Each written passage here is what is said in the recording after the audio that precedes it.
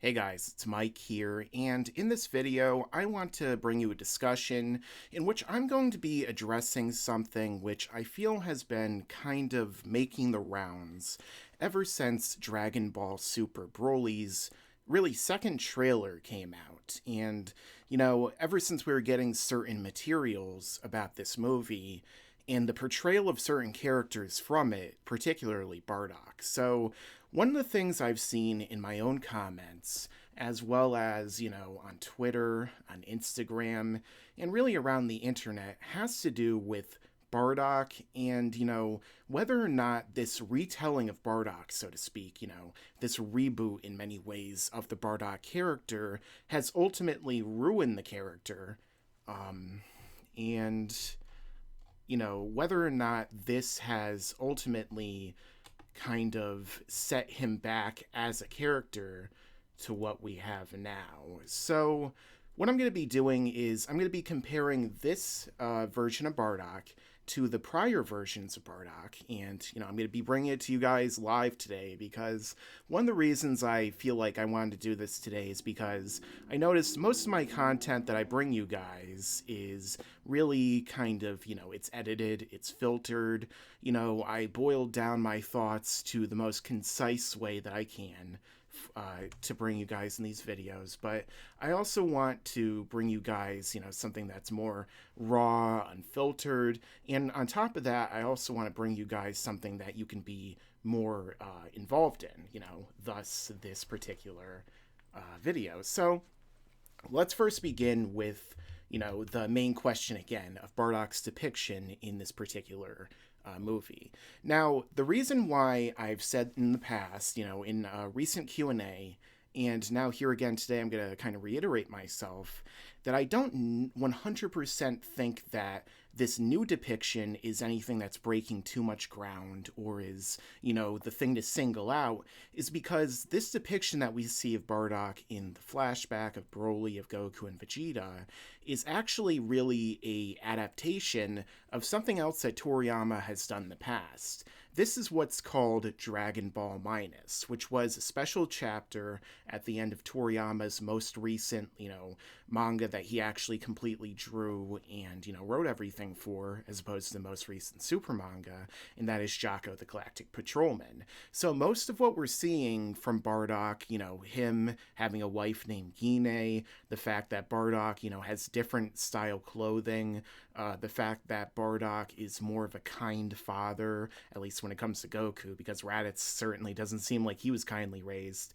And then, on top of that, the fact of the matter is that most of that was established in Dragon Ball Minus. Even the thing about Goku being sent away in the space pod and, Goku being sent to the Earth when he's wearing the Saiyan armor, it's not the baby that we saw in Raditz's version of it in the manga, as well as in the Dragon Ball anime. It is rather a different version of things, but again, this was established in Minus. And the reason I keep bringing that up is because if we're really going to judge the adaptation from the Dragon Ball Super Broly movie, what we really need to do is we also need to take a look back at Dragon Ball Minus because they are really linked and they're, pretty much one and the same. So when it comes to Dragon Ball Minus's version of the events and how it was executed, I think the vast majority of people will tell you across the board that the Dragon Ball Minus version of Bardock really wasn't executed that well. And one of the main reasons for that is because Toriyama took this entire story and he really compressed it down to a single chapter. So basically, the single chapter, that we see at the end, it's a special little throw-in at the end of the Jaco manga. It's just so brief and so rushed, and it makes such sweeping changes in such a very condensed version of the events that ultimately you're not really allowed to see the story breathe as well as it really could have been. If Toriyama were to say come out with like a 5-part manga or do something kind of like, I hate to kind of quote him or reference him in this case, but if you do something like Tite Kubo did with Bleach, where you do the turn back the pendulum arc, when you have everything that sets up, the feud between Aizen and the Arankar being created and everything like that, I feel like maybe that would have been better served in the story, and then they could have adapted that as like a mini series, or they could have perhaps done, something else along those lines before this point. Although there was another Bardock special I'll have to get into soon that 100%, I feel like is more derivative than any of these things, but we'll get into that in a minute. The fact of the matter is that it was way too rushed. And then what we end up getting, speaking of being derivative, is really like, I know a lot of people like to, at least before this, they like to write off the idea that Goku's backstory and his origin was really inspired by Superman. So, for example, obviously Goku in the Dragon Ball Z portion of things, we got to separate the original Dragon Ball continuity and the retcon of Goku being an alien. But in the Dragon Ball Z version, he is sent to the Earth from a planet that's about to be destroyed by a villain. And, he is raised by a kind-hearted old man, except instead of Pa Kent and Ma Kent, it's Grandpa Gohan, who's not really his grandfather. He should have just called him Gohan or Sir, but whatever. The fact of the matter is that, he raises him, and Goku, of course, loses his memory, which means that baby Goku was only rock level, so Superman totally would beat him as a little baby. But nonetheless, the fact of the matter is that, Goku is very, very inspired, at least in his Dragon Ball Z Onward portion, from Superman. It's funny because nobody ever brings up the other one either, like Kami.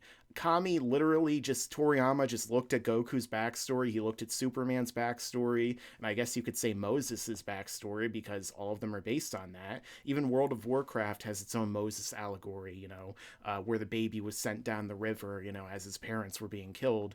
And the fact of the matter is that, Goku really, Kami, I mean to say, getting off track a little bit, Kami had the same backstory. He was sent to the Earth, and he just so happened to lose his memory as well, as his planet was ravaged by some kind of horrible storm that they never explained how a storm could kill somebody that powerful, but nonetheless, that's what happened.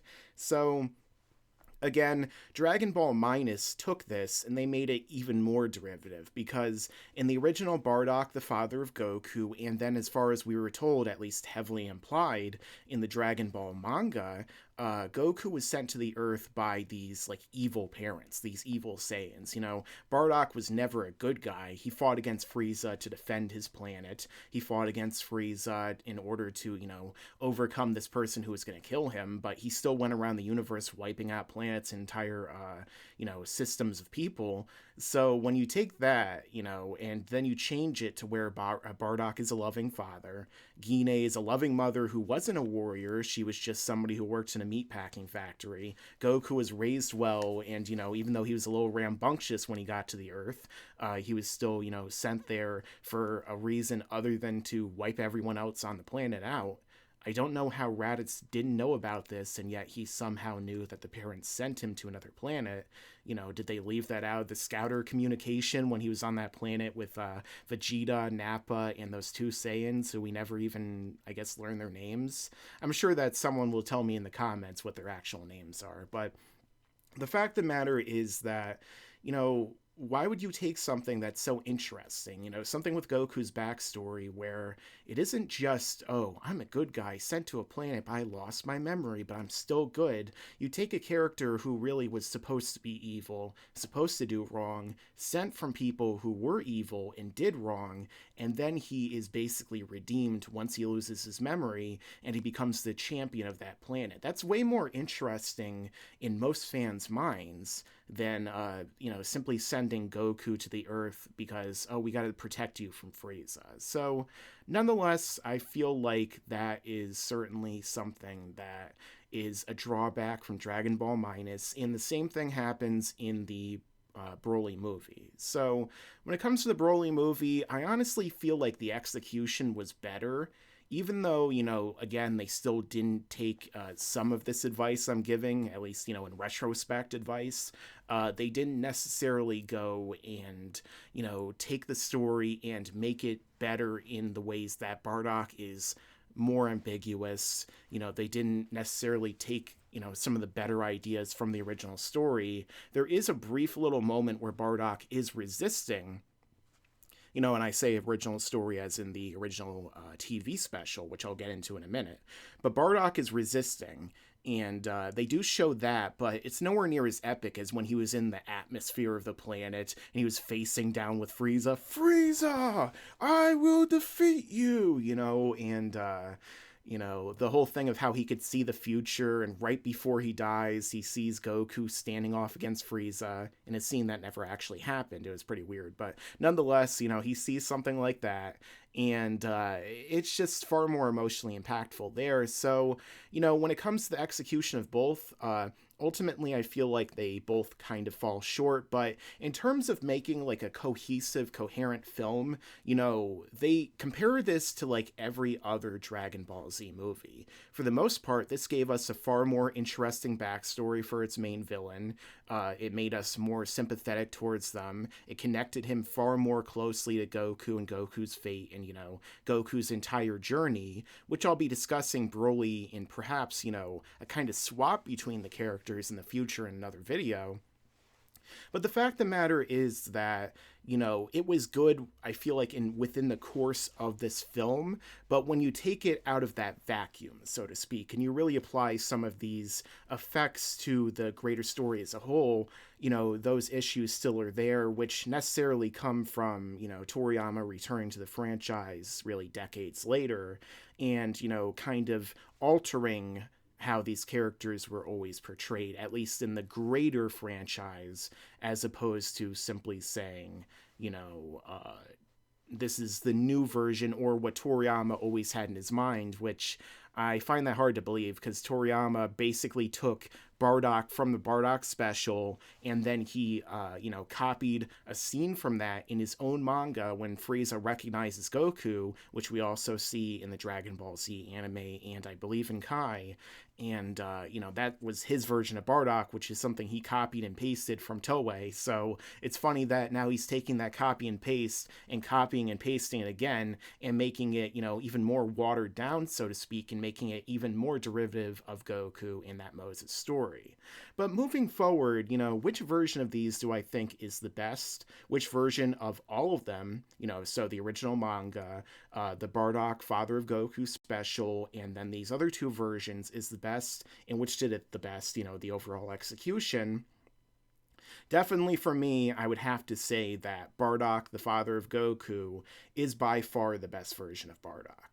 He's the most dynamic. He's one that isn't just so cut and dry. Even though the version from the manga does, in the Dragon Ball Minus manga, and in the movie, he still is going around wiping out planets. He's being seen more as a slave to Frieza. Whereas the other version of Bardock, it's not necessarily as sympathetic, but, you really relate more to his tragedy, especially once he gains the ability to see the future, and he doesn't even see Goku leave. Like, they pass by in space, and that's the last time they're anywhere near close to one another, so I think that is definitely the best version. But, again, did they ruin Bardock in this case? Because people look at that, and they like to preserve that, but did you guys remember that Bardock from that story actually did have a continuation in a manga and an anime special form? So that's where I have to bring in something that I think is even worse than Dragon Ball Minus and this other version of Broly, which is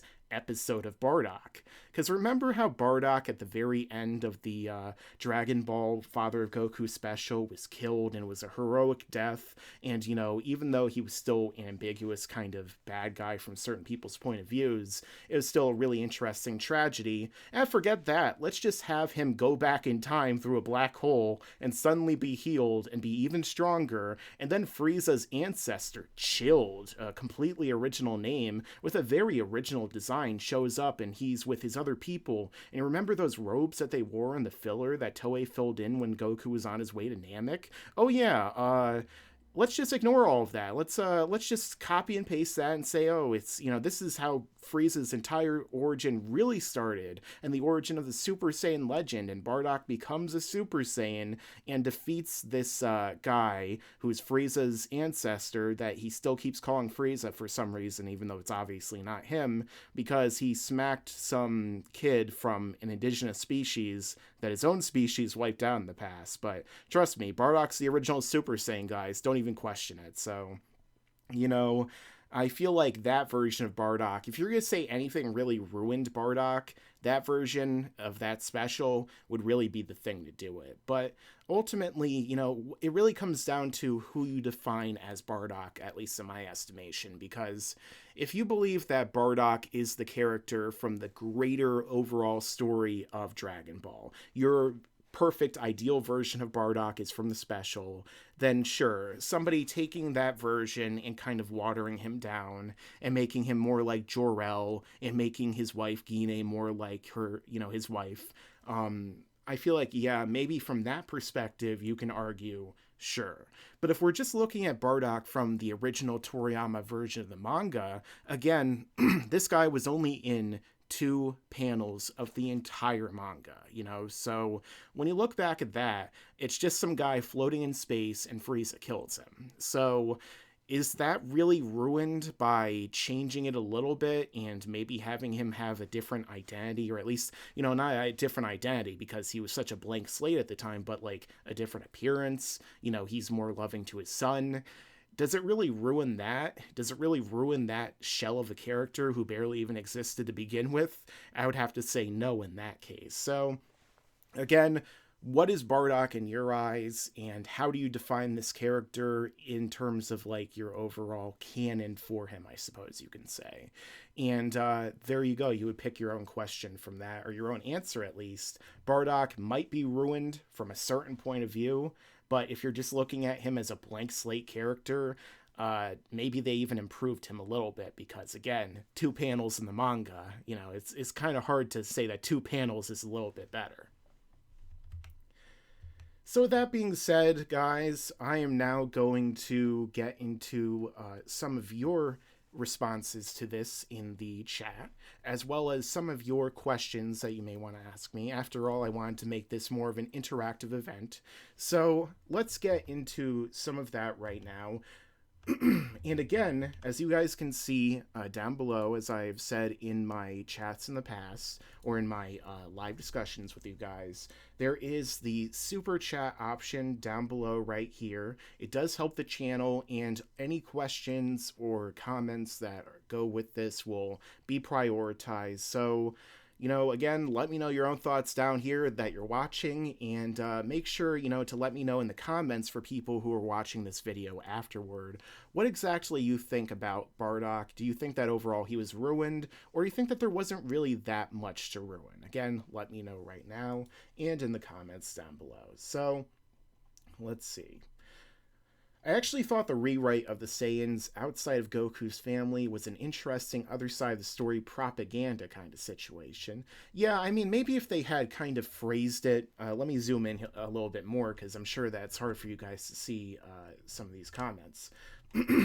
So basically, yeah, if this was framed more in terms of like a propaganda-esque kind of situation, I feel like that for me would have to be, it would be more interesting. But when we actually take a look at how it is framed, it's not really done in a propaganda sort of thing. It's not like Paul Verhoeven got a hold of this and, he was the one who was portraying everything like he did in Starship Troopers, for instance, and it's basically like everyone on Frieza's side is the evil bugs, and everyone on the Saiyans, the only good Frieza is a dead Frieza, something like that. That would have been pretty fun, but that's not necessarily what they went with. So, it's interesting, I guess, because realistically, when a society grows underneath a tyrant, especially an external one, just look at like United States history and such, people tend to, not want to side with that. But nonetheless, it's not like the Saiyans were ever really like a peaceful, nice society. They still wiped out everyone else on their planet that they took over after they destroyed the previous one. So,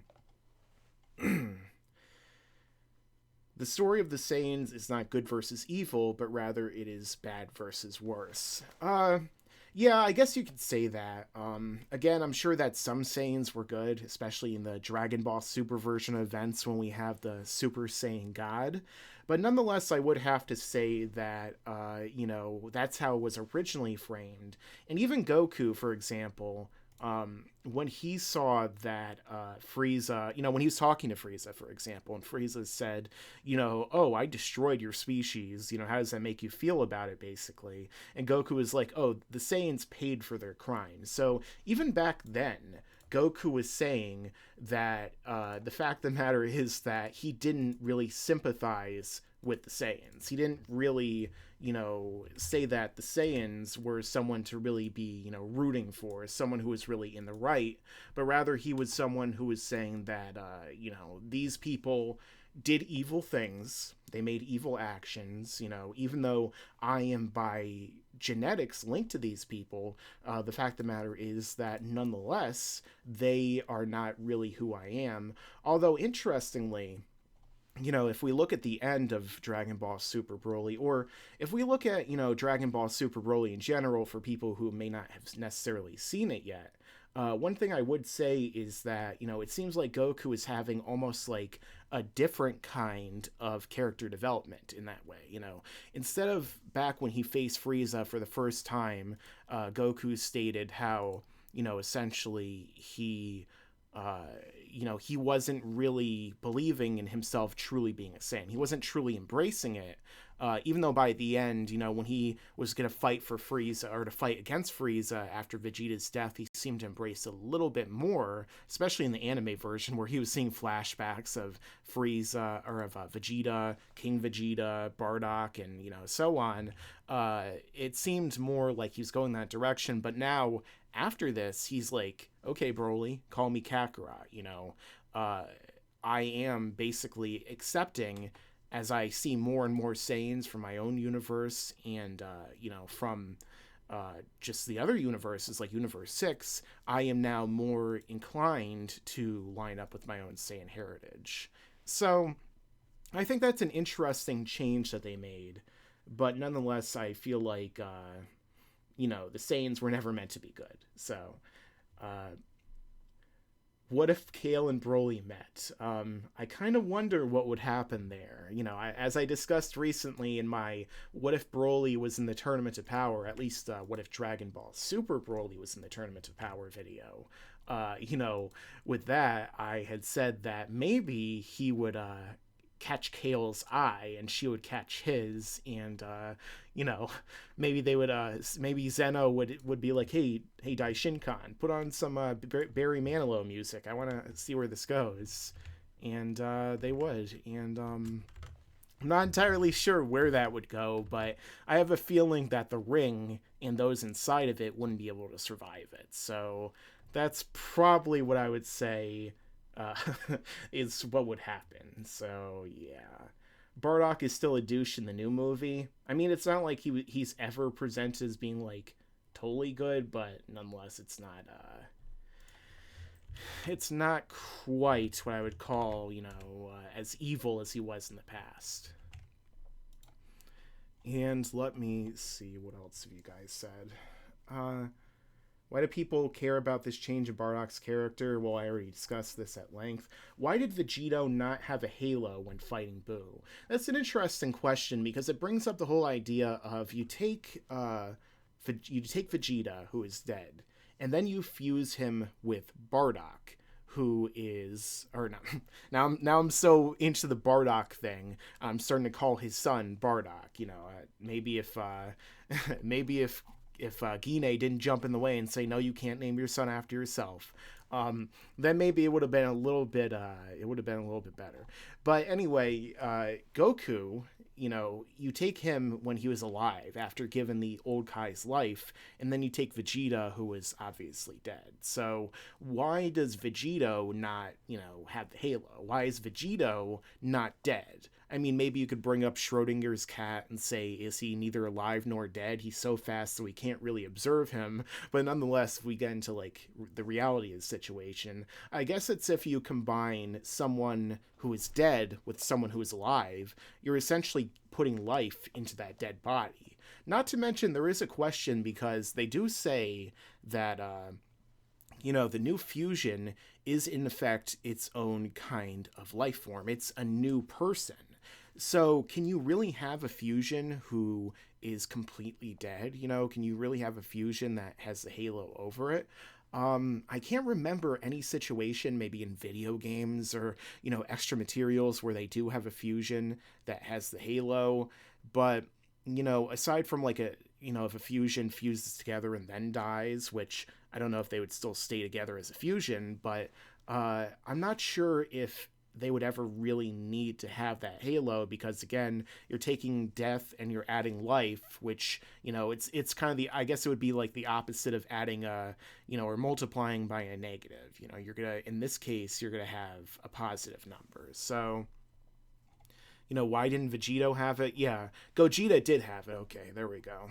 I'm trying to remember because I have the Broly version so stuck and ingrained in my memory right now. But I don't know why Vegito in that case did. I think it's really just a discrepancy.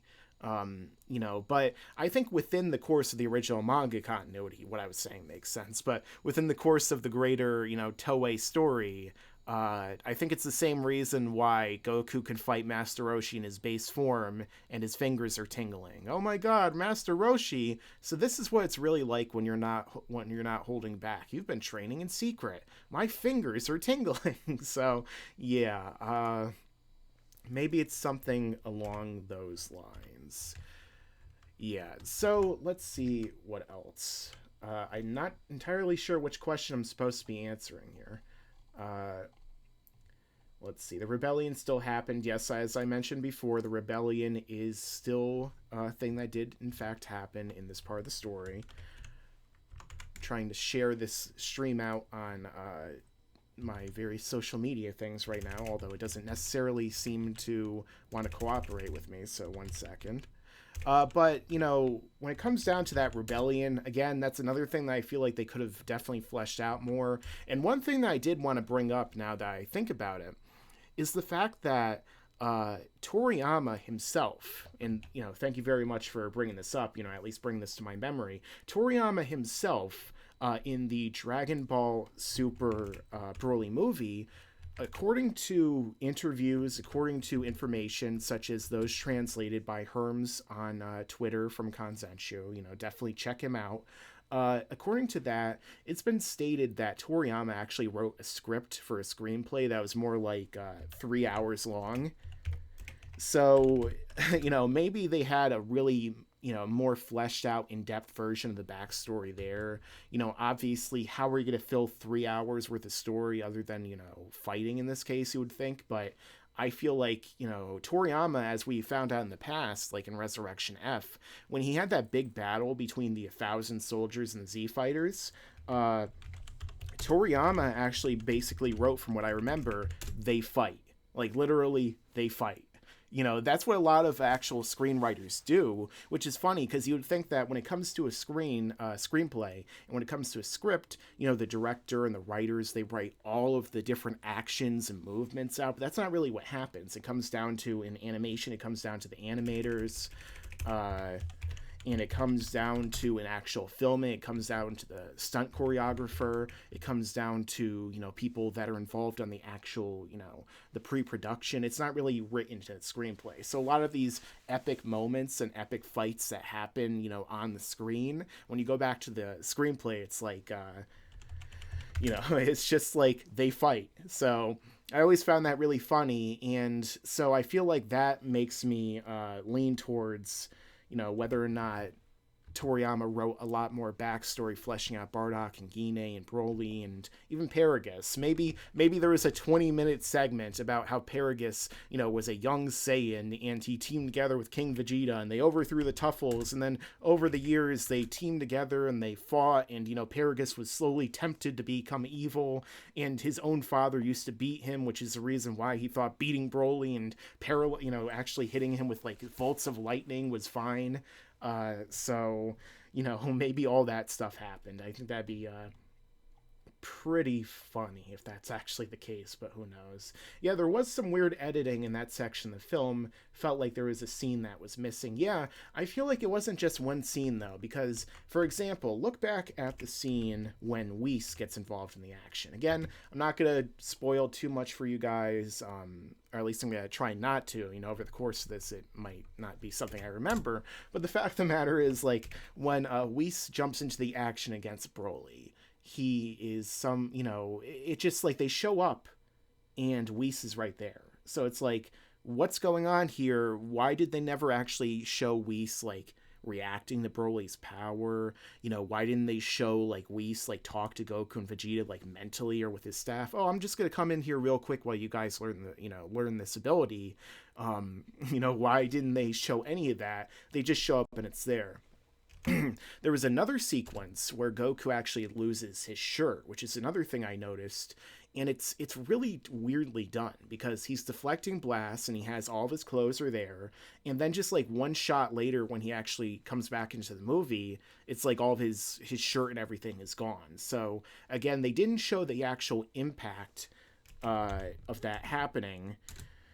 So I think it's very odd that they didn't really get into certain things like that. They didn't show them on screen. And I'm not gonna, like, when it comes to my mind, sometimes I think of like the DC movies, like Batman v Superman, where they cut out all the establishing shots and they cut out a bunch of stuff to like fit it into this 190-minute or like 2-hour time limit, basically, which a lot of films recently have been doing that. So I'm not entirely sure if that's what they did here, but obviously it's nowhere near as bad, and this is a far better movie than any of the DCEU movies ever even come close to being. So, you could say all you want about the negatives that happened from the new Dragon Ball Super Broly movie, but, at least the more cynical people, or at least, people who just can't stand some of the changes, which, again, I agree with some of what you're saying. The fact of the matter is that, you can't look at that and then look at, like, Suicide Squad or, maybe even Batman v Superman and say, no, this is worse than that, because, Toriyama, I feel like, knows how to make a better movie than a lot of the executives at DC right now. But I'm not going to try and throw too much shade, even though, look at Young Justice and look at the DC animated universe, and then look back at everything that's they're doing right now in the DCEU. Some of them are pretty good, but you still haven't had anything great. And after all these years, with all these iconic characters, come on, guys. Like, let's work on that here. Let's figure it out.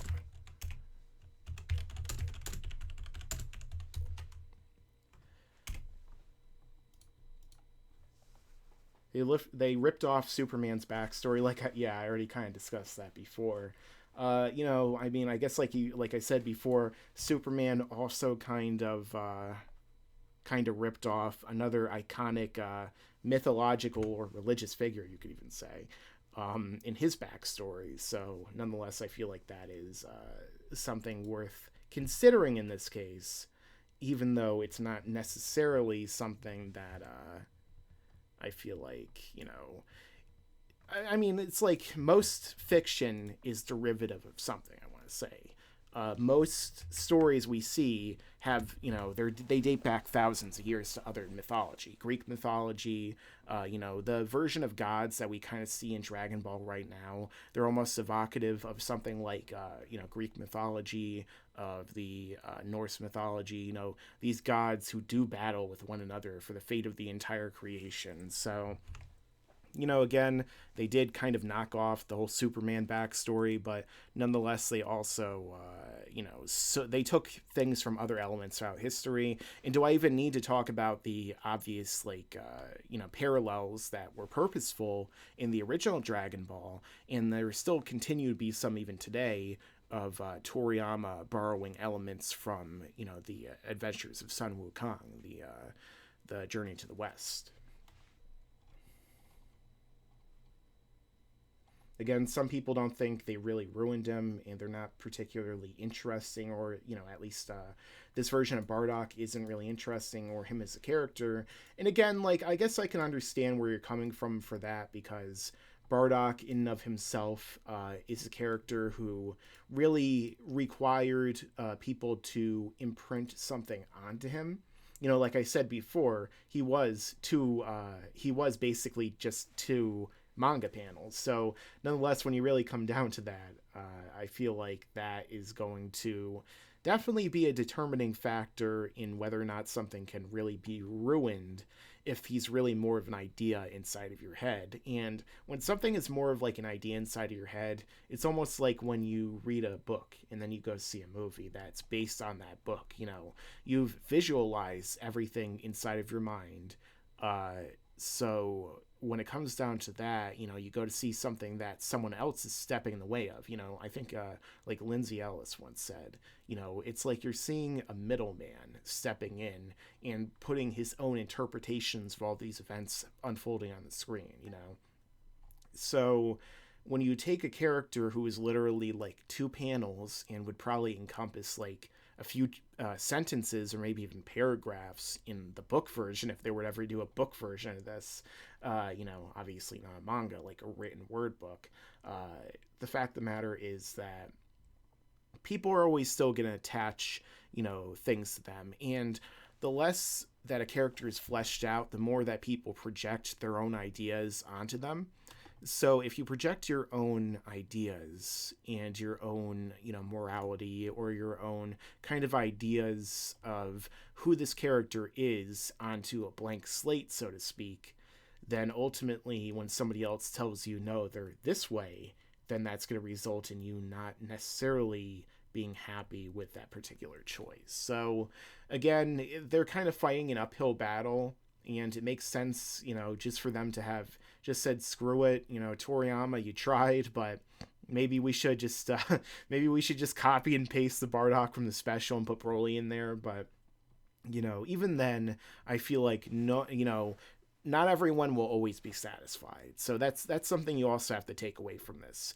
They could do it as perfectly as I would think possible, or at least, you know, the perfect way for me. But the perfect way for me, for someone else, they're like, this sucks. Why would you do it this way? You know, so it really comes down to your own personal preferences. Where is Harold? He's training right now. You know how koala bears, I think they sleep for like 22 or 23 hours a day. Harold is training for 23 hours a day, pretty much, you know. And when he comes into the recording room, he screams after I turn the recording on. And then he continues to scream for about 10 to 15, 20, 30 minutes, sometimes an hour. It depends on how into it he gets, but his voice is so incredibly powerful that you know, I have to stand behind a bulletproof case, you know, kind of like Michael Cole did, the coal mine or whatever it was called, so it doesn't completely obliterate me. And then when I'm editing it, because most people's brains would explode from all of the manly information flowing into their minds, I have to cut it down significantly. So, you know, I try and cut it down to the absolute best, and Harold doesn't really appreciate it when I cut out some of his one-liners that he doesn't necessarily, you know, enjoy me cutting out, or that I think aren't very good or, you know, PC friendly. But nonetheless, I do my best. And, you know, maybe one day Harold will be on one of these Q&As, or he'll be on another live stream on another platform that, you know, I might discuss a little bit more in the future. So, let's see. how did King Kai go to the afterlife when he died? He was already in the afterlife. Well, King Kai just appeared right on, you know, there. Basically, what I'll say, you know, I'm planning to do this in a full video in the future. So basically, what happened with King Kai when he died is that King Kai is in a certain like sphere of the afterlife, or he's on like a certain level, I guess you could say. His planet is right up, like floating right above hell, or the clouds that lead into hell. And, you know, as you go up higher throughout the celestial sphere or the universal sphere of the afterlife, you know, there are like the Grand Kai's planets. And then, of course, there is heaven, which I believe is another planet. You know, obviously the depictions are different in the anime and the manga, and obviously Toriyama's original design. So in the anime version of the events, Goku goes to Grand Kai's planet to train with King Kai. However, in the manga version of events, King Kai, you know, he elects to stay dead in both versions. So King Kai in this version, he takes Goku to the afterlife as well. You know, but it is heaven. So he decides to train him in both versions. He's friends with Goku, and, you know, of course, Goku is such an extraordinary person who defeated Frieza and helped to defeat another universe-threatening creature in Cell, even though he technically made him stronger, but he still trained Gohan, all that stuff, so, you know, he deserves some credit. So King Kai went with him to train him in heaven, and, you know, it's basically that he moved on to another point. You know, they're still living even though they're in the afterlife. Even though a god is able to exist within that sphere of reality, they still are alive. So they still go somewhere when they die. And they had to go before King Yama, but you know, I guess the old Kai just got to ignore that. So I don't know. It's kind of weird, but they never really explained that. And I actually did videos back in the day, some of my first plot holes videos, which you can check out on my channel, where I actually discuss the afterlife and how some of it doesn't really make that much sense. I wish that Super Saiyan 4 was canon. Well, you know, again, canon in Dragon Ball is more like this. Let me show you how I view canon in Dragon Ball.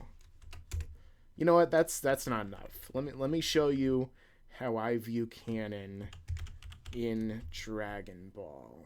This is kind of conservative right there, but that's how I view canon in Dragon Ball. A lot of quotes around it, because at the end of the day, when you think about it, so much of this stuff that we've been told for decades now. And that's one of the reasons why, when it comes to power scaling with me, and when it comes to, even with Josh, you know, Dragon Ball Nation, like a lot of times in our videos, we'll be mentioning something like, you know, oh, it's from V-Jump, or it's from, you know, this particular magazine, or it's from an art book or something.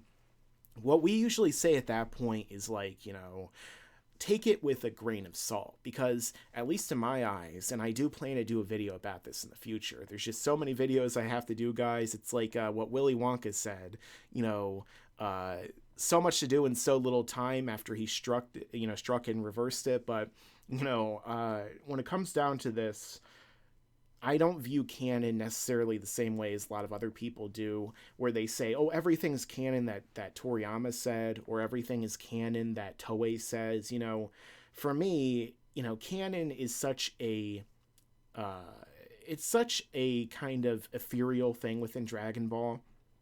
It is such a thing that, you know, really is up to those in charge. So if Toriyama, for instance, says one thing in an interview, and then like a year later he says something that completely contradicts it, which one's canon, right? You know, if Toriyama wrote something in the manga, like Bibbidi created Majin Buu, and Babidi, his son, is the person who now learned all of Bibbidi's magic from his magical books and his notes, and that's how he knows how to control Buu. And then in an interview 15 years later, he gives an interview that says, hey guys, actually, Buu has always been around, and Bibbidi just happened to summon him from his eternal slumber, or his slumber that he wakes up from every single time that he decides to, or the plot is relevant, and apparently Beerus is always asleep when it happens.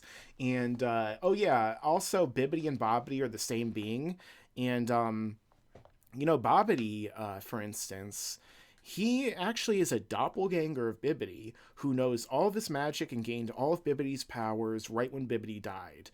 Except if that was true and he gained all of his powers and his knowledge and was just as powerful, then why did it take him millions of years to come to the Earth, to find Bibbidi's ball that he kept Boo in? Literally the last place that Bibbidi was when he died was on Earth because Supreme Kai killed him. Why didn't he like know where it was? Why did it take him millions of years to get there? Why didn't he like know every single thing that, you know, Bibbidi did about Boo? Why didn't he know what Boo looked like? You know, it goes on and on. So the fact of the matter is that, you know, canon and Dragon Ball can change on a dime. Again, I guess a more relevant example for me to say would have to be, you know, with Gogeta and Vegeta. You know, some materials say that Gogeta was stronger. You know, one recently that I read on Kanzenshu said, oh, Gogeta, you know, he brings out the maximum power of those that he fuses with. The only thing is that, you know, he has a shorter time limit than Vegeta. But then they said, oh, Vegeta is stronger and Potara is stronger. And it's more like Goku times Vegeta, which, again, that's nonsense. It never made any sense to say that because that'd be like billions times billions and their power level would be in the quadrillions. And, you know, it just is, it's nonsense because, you know, Super Boo's power was 1 plus, you know, this person plus this person. He even says, I'll add your power to mine.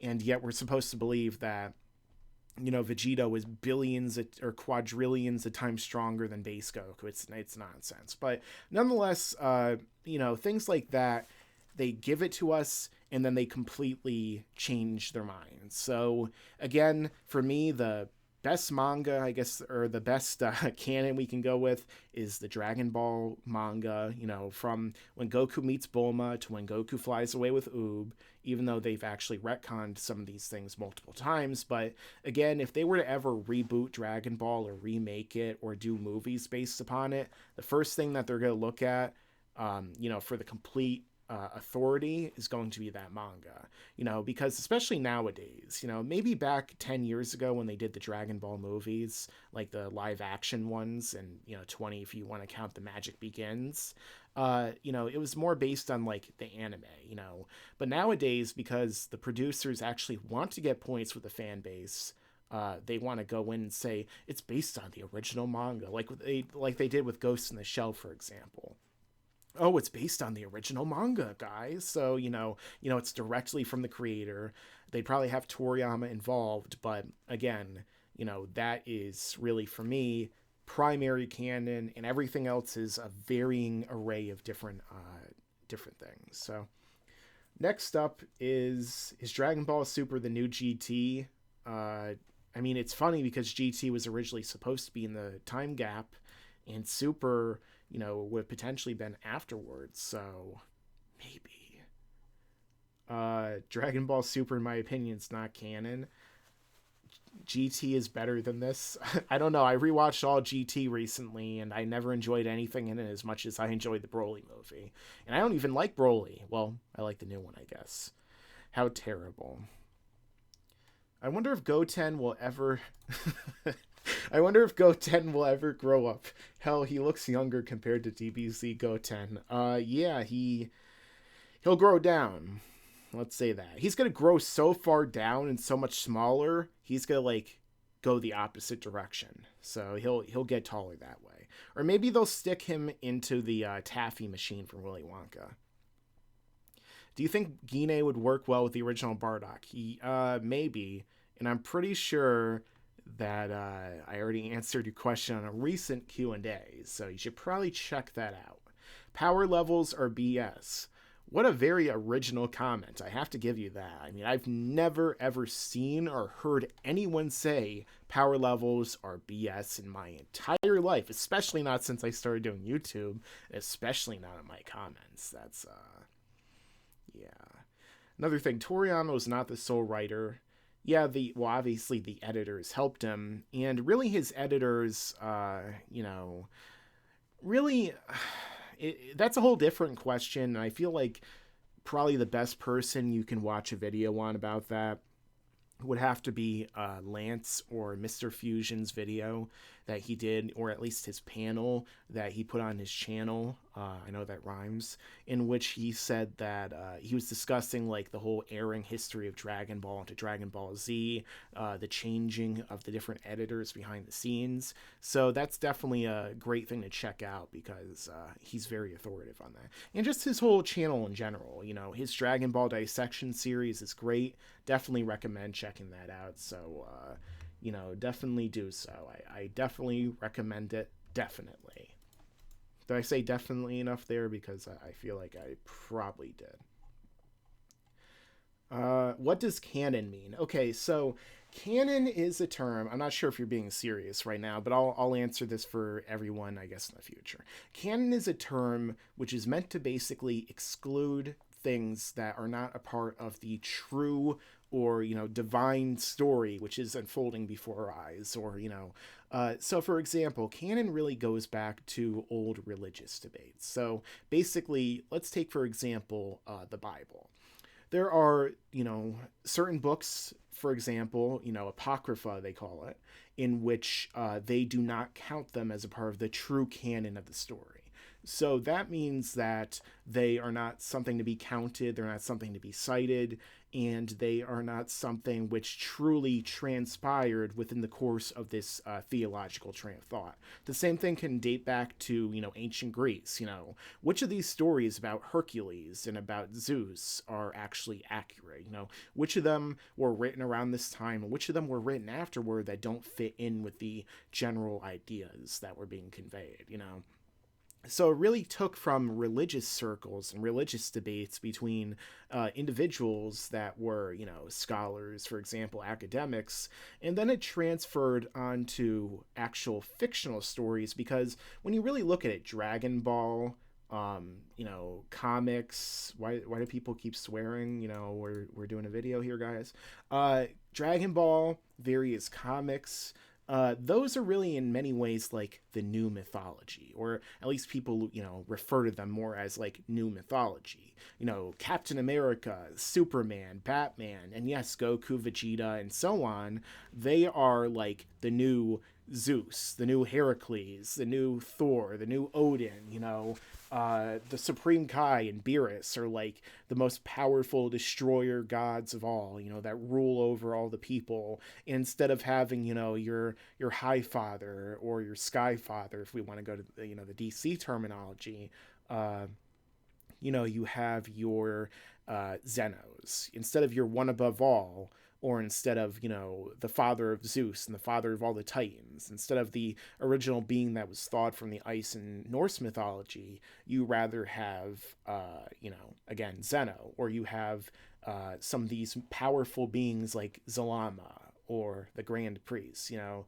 obviously I'm referencing European mythology when I'm talking about Dragon Ball, which is very inspired by Asian mythology as well. But, you know, Toriyama loved him some movies, and you know, so he liked to take from the West as well, because obviously there's Alien, and you know, I kind of wonder if Toriyama ever read Tolkien because look at the Goku Black arc, look at Sauron, and then look at Goku Black. You know, so many comparisons between the two of them, which don't really seem apparent at first, but then they actually are.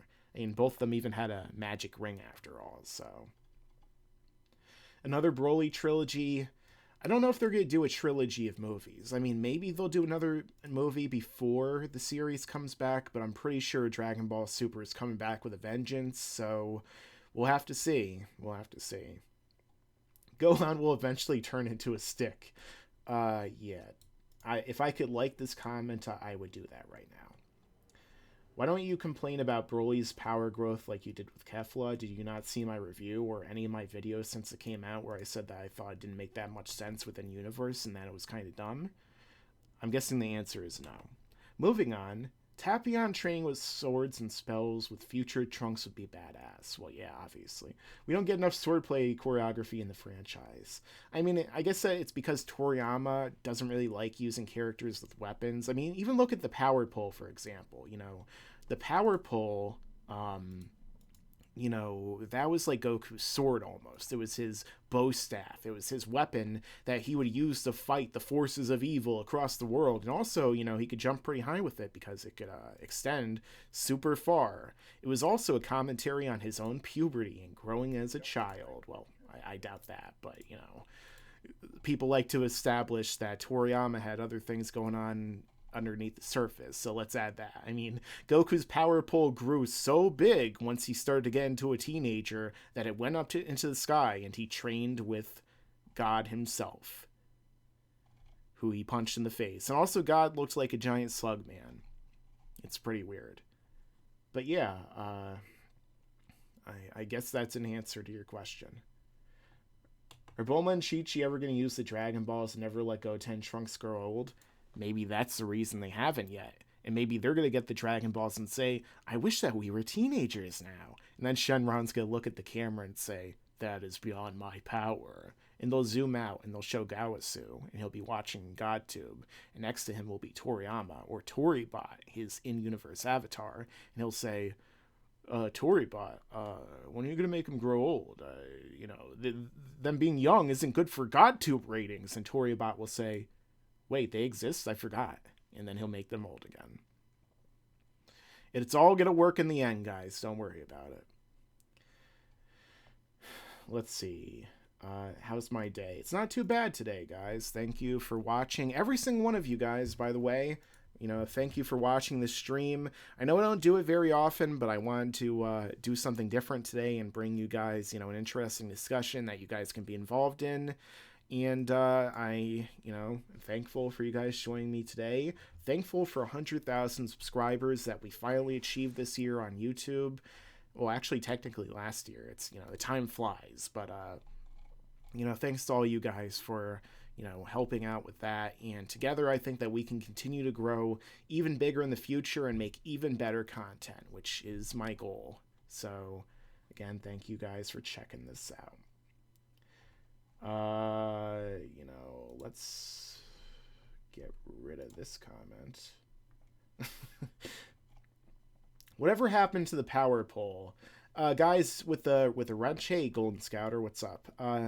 Don't be too afraid to delete some of these trolly comments, I'll have to say. Whatever happened to the power pole? The power pole, I believe, is still supposed to be connected to Kami's palace. I don't remember what exactly happened when Dende moved the palace, though. The heavenly realm, I guess you could say. So, I think that what happened is that the power pole might have retracted, but basically the power pole exists to, you know, connect the world of the mortals, basically, to the world of the gods. You know, it connects between the two of them. And, you know, I think that's where it's still supposed to be, because aside from in the movies, I don't think it ever popped back up again in the actual canon story. It's funny, actually, now that you mention it, because that reminds me of the fact that when we ended up, when we actually saw the original promotional material, you know, they showed Goku with the power pole. So, you know, it's interesting that they showed that. And then I don't think it even factored in at all in the film. So maybe that was something else that was cut out, or maybe it's just another example of Toei showing us things that don't end up being the case. But hey, at least in the case of the Broly movie, you know, we actually basically got what was in the teaser, as opposed to what happened with Resurrection F. It's going to be the worst wish in history, and end up just being Frieza again. And then he died within the course of like 6 months since he came back. I know that he trained for 4 months, but apparently he was gone for 2. Give Goku a Genki-powered power pole. It'd be funny, like, he just chops somebody in half with the power pole. I mean, he realistically could do it if he swings it hard enough. It wouldn't just dent their head in. It would just cut them in half like a sword. I mean, Goku is so powerful that he could make a sword that is like an atom thick. You know, he could take a hair off his head, like the longest hair on his head, and swing it with such force he could cut somebody in half. especially if he infuses it with ki. So does he really need a sword? I mean, swords are badass, they look cool, but does he really need one, guys? I don't think so. I don't think so. But hey, that's if I wrote the series. You know, Toriyama's never gonna write Goku ripping a big strand of hair out of his eyebrow and cutting somebody in half with it. It'd be too cool. It'd be something that Araki from JoJo's would write. You know, here's my stand. Here's swords. They cut somebody in half. That'd be pretty great. And yes, that is a JoJo's reference. Feel free to go crazy. Rate Broly's character. I mean, the original Broly gets like a 2 out of 10, maybe. But the new Broly, maybe like, I mean, if we're just saying out of 10, maybe like 6 to 7. I mean, I'm just doing this off the top of my head, so I know some people are going to be like, oh, Broly's a 4 at best. I'm like, what is wrong with you? But, you know, I'm also factoring in room for growth. So, you know, maybe Broly can become such an incredibly dynamic character, and Toriyama is going to enter his Togashi phase. And now as like an old man, he's like, you know what? I'm going to start writing all my characters to be super, like, multifaceted, and all of them are going to have, like, dark backgrounds, and they're all going to be incredibly popular characters that are also very dynamic. Forget you, Togashi. I'm going to keep distracting you with my Dragon Quest games while I become the best mangaka of all time, you know. And then he gets an evil laugh like he does at the end of all of his interviews. You know, you always see laughs, but you don't actually hear the laugh, do you? You know, I assume it's something like Dr. Evil. Like, he just finishes the sentence, oh yes, Goku is still the strongest warrior, way stronger than Vegeta. You know, he just has a horrible evil laugh, which I'm not gonna try right now, but I don't know. That'd be awesome if he was like that. Let's be honest. Is Broly stronger than Jiren? That's how you wrote it. Is Broly stronger than Jiren? I don't know because I'm not Toriyama. But I did talk about it at length in my What If Dragon Ball Super Broly was in the Tournament of Power. Why did they change Frieza's armor? The old armor looks way tougher and better.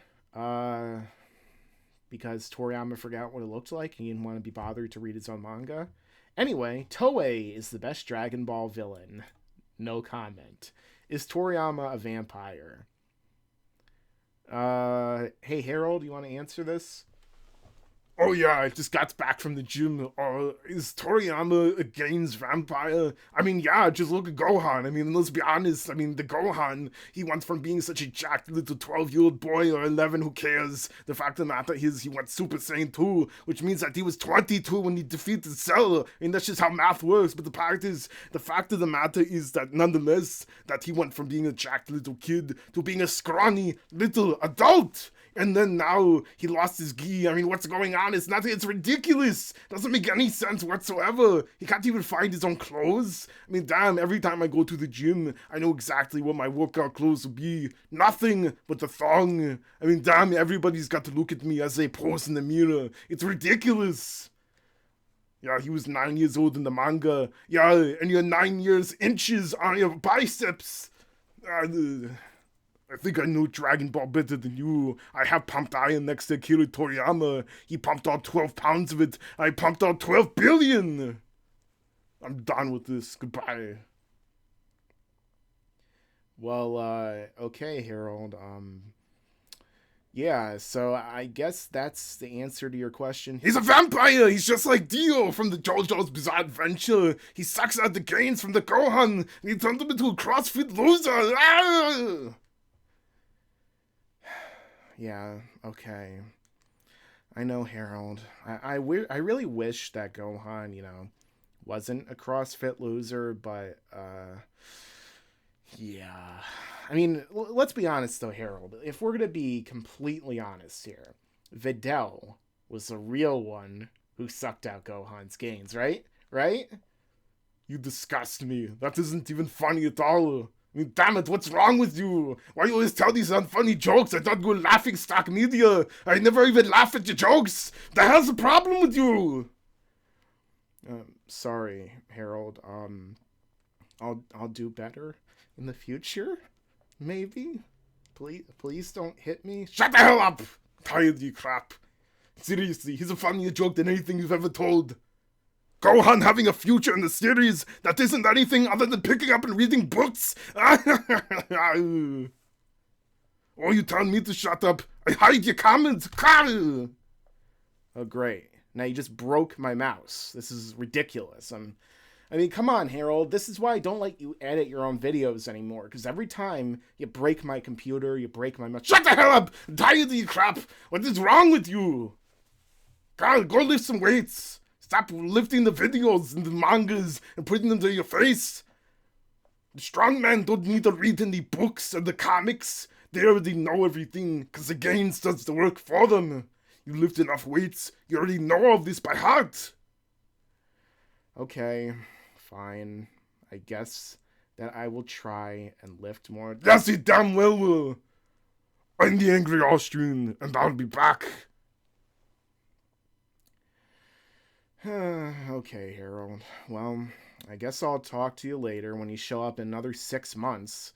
Maybe by then BLACKENFIST and Dragon Ball Nation will have uploaded. Not if I crashed them first, just like I did with the next episode of Chapter Chat!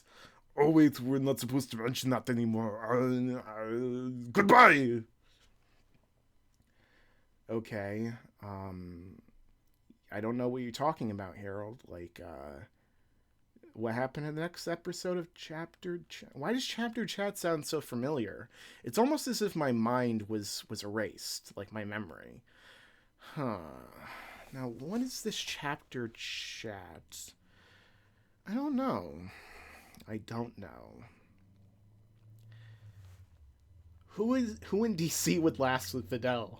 I guess it depends on what you mean by last. Who in DC would be able to beat Videl in a fight?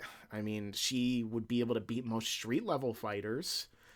She'd probably kick the crap out of Batman, you know, even though if Batman had prep time, maybe he'd win.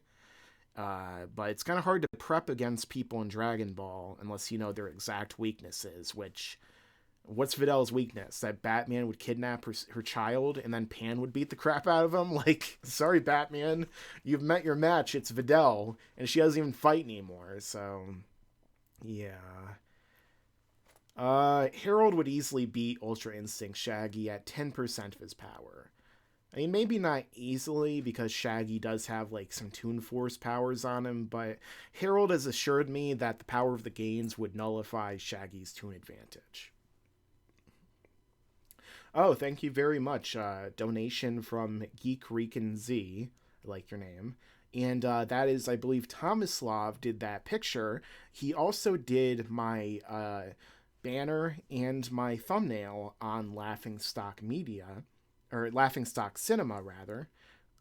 He's definitely worth checking out on Twitter and on Instagram. So, again, sorry to go off track. How do you see Goku going from student to master? I mean, I feel like Dragon Ball Super has almost been like a story that's been kind of pushing him in that direction, you know? Like maybe Dragon Ball Super was originally intended to show Goku's transition from student to master, because really, if Goku masters and completes Ultra Instinct, you know, he's already stronger than a lot of the gods of destruction at that point, right? So, you know, how much further can Goku really go? When Goku is really the top of all the strongest beings, you know, not counting like Daishinkan and the Angels and Zeno, because they don't really fight, you know, where does Goku go? Well, he becomes a master. So, you know, at that point, Goku would have to train somebody who has a lot of potential. Now, interestingly, there was such a character that he encountered in the most recent movie. And maybe that character, even though he's technically older than Goku, would serve as Goku's student, or at least a first student of Goku. But as we know, Goku does have a student once he's truly become a master at the end of the 10-year time skip, which takes place after Dragon Ball Super, and that is Oob. the reincarnation of Majin Buu. And I've done a number of videos discussing how Oob almost seems kind of irrelevant now because of how Dragon Ball Super has brought in so many more powerful fighters than Buu ever was, and how Goku in his base form would just stomp Kid Buu at this point. But, you know, the fact of the matter is that, you know, I think Goku, once he truly sets his mind to something, it's kind of like Rocky. You know, Goku has a lot of similarities with Rocky in many ways, and Dragon Ball as a whole takes a lot of influence from the Rocky franchise. If you don't believe me, then go back to the original Dragon Ball during the Red Ribbon Army arc, in which Goku is on his way to the Red Ribbon Army headquarters, and there's a song in the background which I believe is either an homage to With a Broken Heart or Hearts on Fire. It might be Hearts on Fire, which is, you know, a song from Dragon Ball, or from Rocky 4 rather, you know. Hearts on fire, strong desire. I'm not gonna try to sing right now.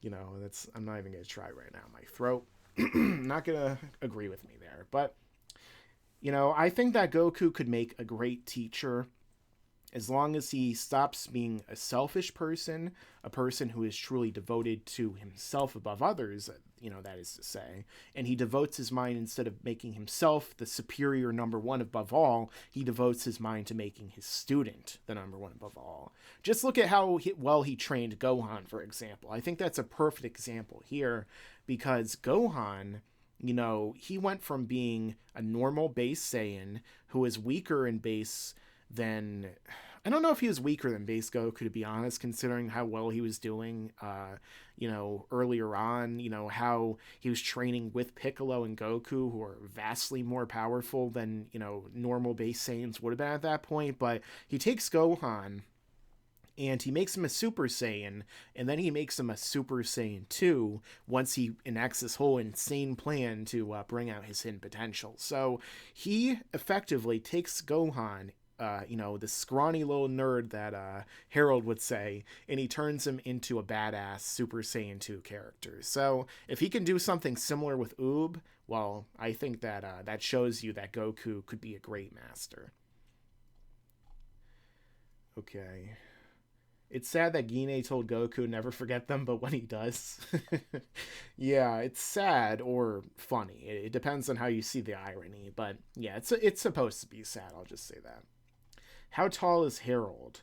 It depends on what level of power he's using. So Harold is normally like 6'8" or 6'9" when he's like really, really, really like, you know, restrained. I wouldn't say suppressed necessarily, but I guess you could use that terminology. But when Harold is like going up to like 10% of his power, you know, he gains some inches there, I'll tell you. He gets pretty tall. And at 100%, well, I mean, I would have been vaporized if I ever saw it directly. But let's just say at Harold's 100%, the universe itself can't contain him. So let's just say that. If Goku had the mind of Itachi, he'd be unstoppable. It would help if I really knew much about how Itachi's mind works, but since I don't really watch Naruto, next question. Rocky Blue or Hit? Do you mean if Rocky went Super Saiyan Blue, would he be able to beat Hit? Yeah, I mean, he would take all of Hit's offense to his face and go, I didn't hear no bell. And then he'd beat him down. And there would be an awesome montage of like 20 rounds going by. And then eventually the music would swell and he would knock Hit out of the ring. And he'd go, Yo, Adrian! And Adrian would have been dead like, 20 years at that point. So there you go. Goku flying off with Oob is in the trash. Yeah. No more Goku versus Superman debates. Superman wins because he's infinite simple. I mean, I'm sure that's going to cause more debates, so let's hear it. Goku solos all of Marvel. I'd love to see him try and solo the Living Tribunal, or the One Above All, or the Protege, or Thanos with the Gauntlet, or Thanos with the Heart of the Universe, or Galactus with the Heart of the Universe, or Galactus fully fed, or, I'm just gonna leave it at that. Let's see. Some of these questions are pretty entertaining. Will Cooler ever get golden? If you watch Dragon Ball Heroes, then the answer is yes.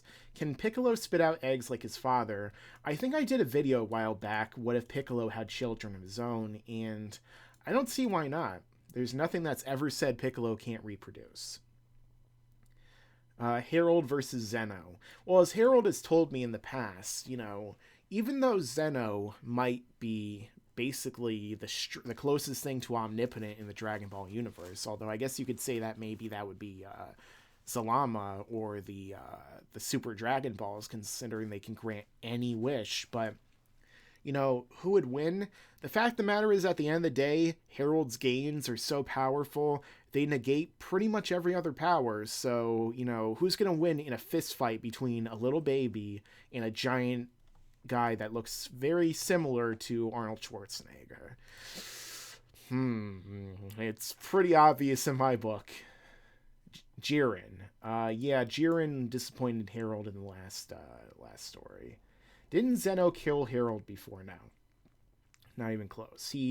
If he came close, he destroyed everything except for Harold, and then Harold made him bring it back. So, yeah.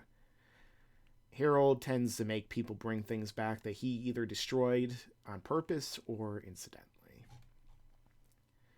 Goku stomps Alien X. I've only seen like the first maybe couple seasons of Ben 10, and I don't know why he's so powerful after like he gains this Alien X power, but sure. End of Z is still part of the main story. Yes, it is, as far as we know. I believe Toriyama himself, or Toyotaro actually, I believe, said that they're going to go up to that, even though they still haven't. Is there no limit to Harold's strength? Well, Harold has a 100% level of power, which means that there, by definition, would be a limit. It just isn't really what you would expect. Cell is the real Android 21. I mean, yeah, realistically, he was an android that came after Android 20, even though he's a bio-android, so yeah. Don't understand why some fan service girl character ends up being 21, but hey, I know people like her, even though she isn't the most original character. Hold on. You've activated my trap card. This trap card negates your attack. Next turn, Yugi, I will defeat you. You're wrong, Kaiba. There is no weak monster in my grandfather's deck, but it does contain the unstoppable Exodia. What? How did you manage to perform a miracle? Exodia. Obliterate! Ah! That scene was better than anything in, at least most of, Dragon Ball Super. Debate. No, I'm not gonna go there right now. Master Roshi from the Tournament of Power, hold on, versus Genkai at here peak. Are you kidding me? How powerful do you think Genkai is? Genkai, when she used her spirit gun and she fired it, like destroyed like a little mountain. Master Roshi in the 21st tournament, after he didn't train for like 100 years or something like that, you know, not serious training, he blew up the moon, okay? And then Master Roshi trained before the 22nd tournament, and he clearly trained a lot between that and the Tournament of Power because he was able to make Goku's fist tangle, and Goku is supposedly stronger than Super Saiyan 3 Goku in his base form, and I guess you could say stronger than Super Saiyan God from Battle of Gods, even though I'm sure that you could talk to a writer from the show, and they'll be like, oh, yeah, that's like 130 million in his base, right? No, it isn't. But yeah, Master Roshi stomps everyone in Yu Yu Hakusho easily. Great YouTuber and voice. Well, thank you very much. I use Harold. How? Is it because you have a Shaggy icon? Because I'm sure that Harold would disagree. You don't like Android 21? I mean, to be honest, like, I liked her more when she was in her human form. I just feel like when she becomes a Majin, it's too fan service. It's like, what if Cell was a girl, but with Majin powers? Whoa, how wacky. Yeah. Who would win, Hit or Goku Black? It depends on which hit we're talking about. If you say hit from the Tournament of Power, who, as Goku said, was training, Goku faced him after he fought Hit. And Goku, when he went full power, he broke his arms and was able to damage Merge Zamasu, who is a combination of Goku Black and Zamasu, and who no doubt was suppressed to being a level higher than regular Goku Black, or at least equal to him, at least regular Super Saiyan Rose. Uh, you know, Goku or Hit was still like relatively on par with Goku. And then, as we see in the next tournament, when he's probably been training even more, he has that time prison. So, I feel like it'd be pretty hard for Goku Black to take that time prison attack and survive. The only reason Jiren did was because he was that much stronger. So, Goku Black does have that ability, kind of like Broly, where he like gets mid-battle Zenkai boosts and he gets stronger. So maybe you can argue Goku Black could adapt to be stronger than Hit, but I feel like in terms of like if Hit just went all out immediately on Goku Black, you'd probably win, at least in the Tournament to Power version. I could see Genkai pulling a quick one on Roshi even though he's stronger. Literally, Roshi is so powerful and strong and fast that Genkai can go as fast as she possibly can while Roshi is half paying attention, and he should be able to stop her. So it'd be pretty hard for that to happen. And people keep asking me about a certain situation, which I'm not going to comment on here because I don't necessarily think it's appropriate at this point in time, and it's not necessarily something that I usually get into on my channel. I try and keep my channel free of politics and certain real world events. It's more, I guess, in many ways supposed to be analyzing something that is fictional, something that is more like along the lines of, escapism, of art. So, I guess that's the answer I'm going to give for right now, even though, that's all I'm going to say for now. I'll just say that. Is Vegeta a better family man than Goku? It seems like he stays with his family at home more. Yeah, I'd probably say so, just because even though Goku is like a nicer person, Vegeta seems to care more about Bulma, about being there for his children, and training Trunks. So, yeah. Oh, we got another donation, $1.99 from Opai Senpai. Thank you very much. And, had a lot of fun hanging out with you at KamehamehaCon. Maybe we'll be able to hang out at another convention in the future. It should be pretty cool. But yeah, let's see. What if Genkai went into her young form to distract Roshi? I guess it really depends because, with Genkai's younger form, obviously she'd be very attractive to Master Roshi. But, when it comes down to Roshi's training before the Tournament of Power, he supposedly got over those demons. So, it really depends, I guess, from that perspective, whether or not Master Roshi is truly over that and can stop it. But when you think about it, Master Roshi did have that situation with that one fighter who ran out of the ring. So, not sure. But again, what could Genkai really do to Roshi if he's actually even slightly trying or paying attention? I don't think that she could take him over like Urine did. I can't believe that they gave Tien a girlfriend named Urine. They really hate that guy. DBS is an anime, not a cartoon. I mean, that's semantics, really. Cartoons are still an animation, so ultimately, it really depends on how you feel it. People viewed cartoon as being a derogatory term nowadays, which I can understand because when most people see cartoon, they think things that are like, it's only suitable for children. It's like a Merry Melodies Looney Tunes cartoon. It's Hanna-Barbera. Stuff that doesn't make sense. Stuff that doesn't have like an overarching narrative. Stuff that's like stupid, like Teen Titans Go.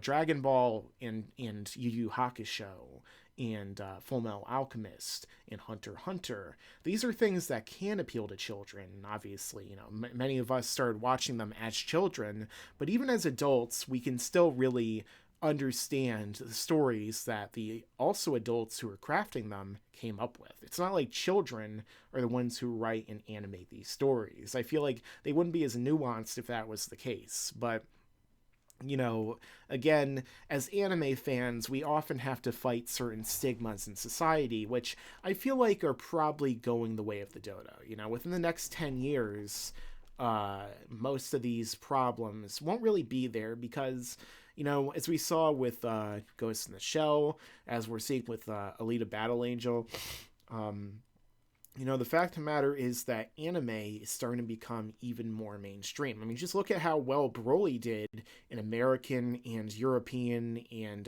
South American, especially, theaters. You know, there's a big anime community around the world, so that means that more American studios are going to start looking at Dragon Ball, and they're going to start looking at all these flagship anime, and they're going to say, wait a second, we already went to comic books, we went to novels. What about this untapped market? So I feel like that's probably what's going to happen, where eventually some director who's a great director like Guillermo del Toro, James Cameron, Christopher Nolan, you know, some great director is going to come along and they're going to make an incredible anime movie. They're going to do it right in a way that most people don't think it's possible right now, just like Peter Jackson did with Lord of the Rings, and like, you know, has happened with other mediums like the Avengers movie and Marvel. And they're going to make something amazing, and all the studios are going to start that bandwagon effect, which has happened all the time in the past. You know, every decade you look back and study film, and they're going to say, let's make anime movies. So, you know, I feel like when it comes to that, when Dragon Ball is actually like a big budget, well done live action franchise that Michael Bay has no association with whatsoever, then I feel like people are gonna, once again, like they did with the Marvel movies, it's gonna become the cool thing. So, you know, it's really around the corner, I feel like, and we're just gonna have to wait and see as that happens. Will Gohan ever be relevant again? You should watch earlier in the stream because Harold made his thoughts pretty clear. Hey Mike, do you play any video games? Actually, yes. I play a lot of you know, RPGs and strategy games, but I do play, you know, even on my phone, I'll play games like Duel Links. You know, I used to be a big Yu-Gi-Oh fan back in the day, so I play that at the moment. Sometimes I'll play Hearthstone.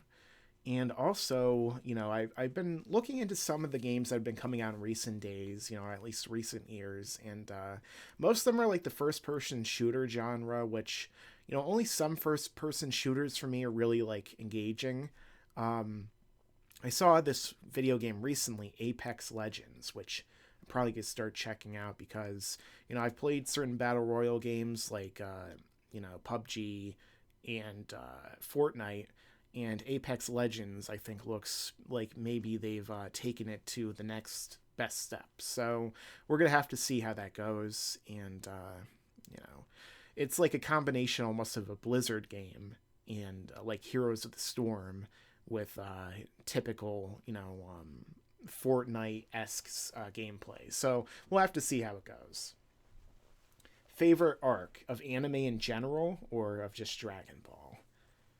Dokkan Battle or Duel Links? I haven't played Dokkan Battle. I play enough card games and mobile games as it is, so you know I still gotta make videos for you guys. Jump Force. Yeah, I'm probably gonna check that out. I don't know if I'm as big of a fan of the style of gameplay as I am with Dragon Ball Fighters, because you know I've always loved real like arcade fighting games. You know, ever since I was a kid, and I used to go to the arcades, which you know I feel bad for some people nowadays who can't go to an arcade and really experience a lot of what we used to do back in the day, but you know, like I would play games like the X-Men fighting games like Children of the Atom, and I would play Marvel vs. Capcom and Primal Rage, and so many of these awesome fighting. Obviously, you know, Street Fighter, Mortal Kombat, you know, so I really I like that style of gameplay more than the 3D Xenoverse style gameplay, and more than, you know, what it seems like it's going to be in Jump Force. I also like it when it's more like, you know, it's kind of odd to say, but I like more like intimate gameplay where it's more zoomed in because, You know, a lot of these games, like, everything is so zoomed out and, you know, you're struggling to see what's going on with your stick figure of a character. I tend to like, again, the more close combat style fighting than some of that. But, you know, I do like the idea that they're going for with this jump force. So, you know, maybe it's going to be fun. But I don't follow it as closely as some of the Dragon Ball and anime like video game tubers like Rhyme Style and Thundershot and you know, Nanogenics and stuff. So, you know, check out those guys. Let's see. So you weren't a fan of the Tenkaichi. I haven't really played them, you know. Like a lot of times when these games were coming out that people have always asked me like, actually, I think I played a couple of them now that I think about it, but a lot of these games, like, people played, like, religiously to, you know, for another word, basically. You know, I didn't really play because I was so busy playing these RPGs that would have, like, 100+ hours of gameplay. So it's kind of hard for me to, you know, have played all these games. Plus, I didn't have every system, and, you know, a lot of the time I was a PC gamer as well, which I am right now. So it's kind of hard to get all of these games that you know, that people bring up. But again, my forte has always been more like cinema than video games. Even though I considered getting into the video game production and design when I was younger. So, do I play Tekken? Yes, that's another one I forgot to mention. I've always been a fan of Tekken. Back to the old school games. Is UI Shaggy going to be in Fighters? Yeah, he'd be too overpowered. That's the reason why Harold isn't in it either. You know, one game I think it would be cool to see in the future is if they do another, like, you know, turn-based RPG Dragon Ball game. You know, a game like an old school Final Fantasy where you get new members of your team and you level them up, and obviously Goku would be the main character, and like as you meet like new people along your journey like Yamcha and Tien and Master Roshi, you can have them on your team and swap them in and out, and they learn like special abilities, and like some of them, like Roshi, maybe his ultimate attack would be the Mafuba. You know, Goku would be able to learn new abilities. Maybe he would have to swap some out if, you know, if there's like ability limits. Like he can have badges kind of like in Paper Mario where he learns like, this is the Kaioken badge, this is the Spirit Bomb badge, and you know, some of them take time to recharge. Like I feel like there's so much you can do with an awesome like turn-based RPG Dragon Ball game, and if you put it on like a console and then you like have the entire franchise be covered, or even like a Dragon Ball one, then they could do one for Dragon Ball Z, then they can do one for Dragon Ball Super, and maybe even GT if it catches on. Like that's something I want them to do, because I'd buy that like day one. Do you think we'll ever get another great sprite-based fighting game from Capcom? I need to see Strider, Hero, Jin, and Hayato. This is moving too fast. And Hayato, and next-gen fidelity, sprite pixel art, or even Arc SW workaround. I don't know. I mean, it's popular now again. You know, like what's old is new again. You know, a lot of the indie games on Steam, for example, they make sprite-based art and pixel art. You know, it's not even just because of technology limitations like it was back in the day. Now it's because people appreciate the art style. So I'm not sure if they'll ever make one, but, you know, maybe we'll get like a fun fan funded one or something. Is Vegeta Gohan's angry uncle? Kind of. The Dragon Balls are like the Mercy gets the nerf. Or like when Mercy gets a nerf. I don't know what you're talking about. Favorite rapper?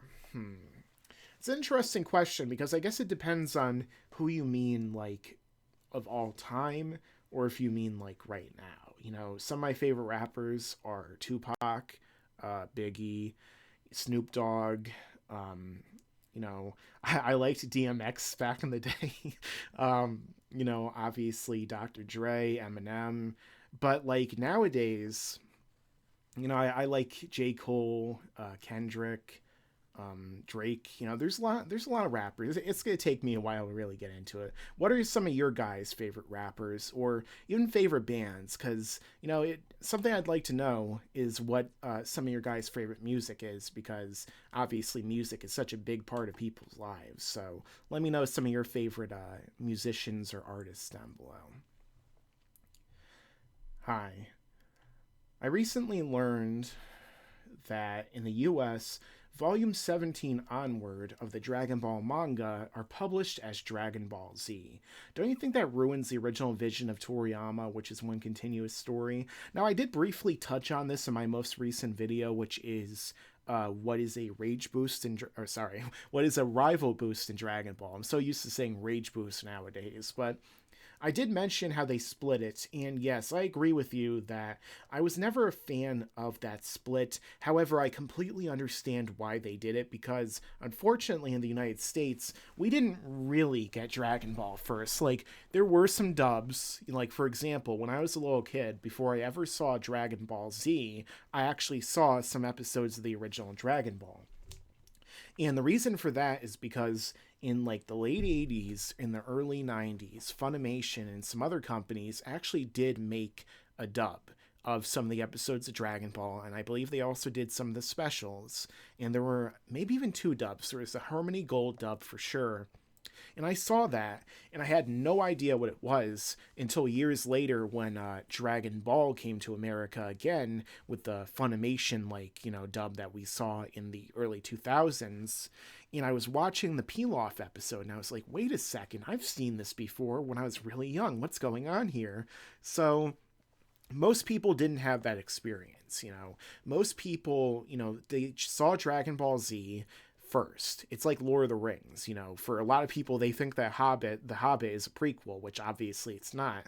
But with Dragon Ball, they think the franchise is called Dragon Ball Z. That's why you see so many Dragon Ball Z Super comments, or so many people saying, I love Dragon Ball Z, when they mean the entire franchise. So they wanted to basically capitalize on this, and they split it in 2 for marketing purposes. Again, it's like Moscow X would always say, marketing, So in this case, it's marketing, the reason why they split it. But in Toriyama's eyes, in the eyes of the fan base who is more informed about some of this than some of the other casual fans, we know that Dragon Ball is the entire manga. And Dragon Ball Z, the anime, was split because of what I mentioned before. You can find out on Mr. Fusion's video about his panel from KamehaCon last year.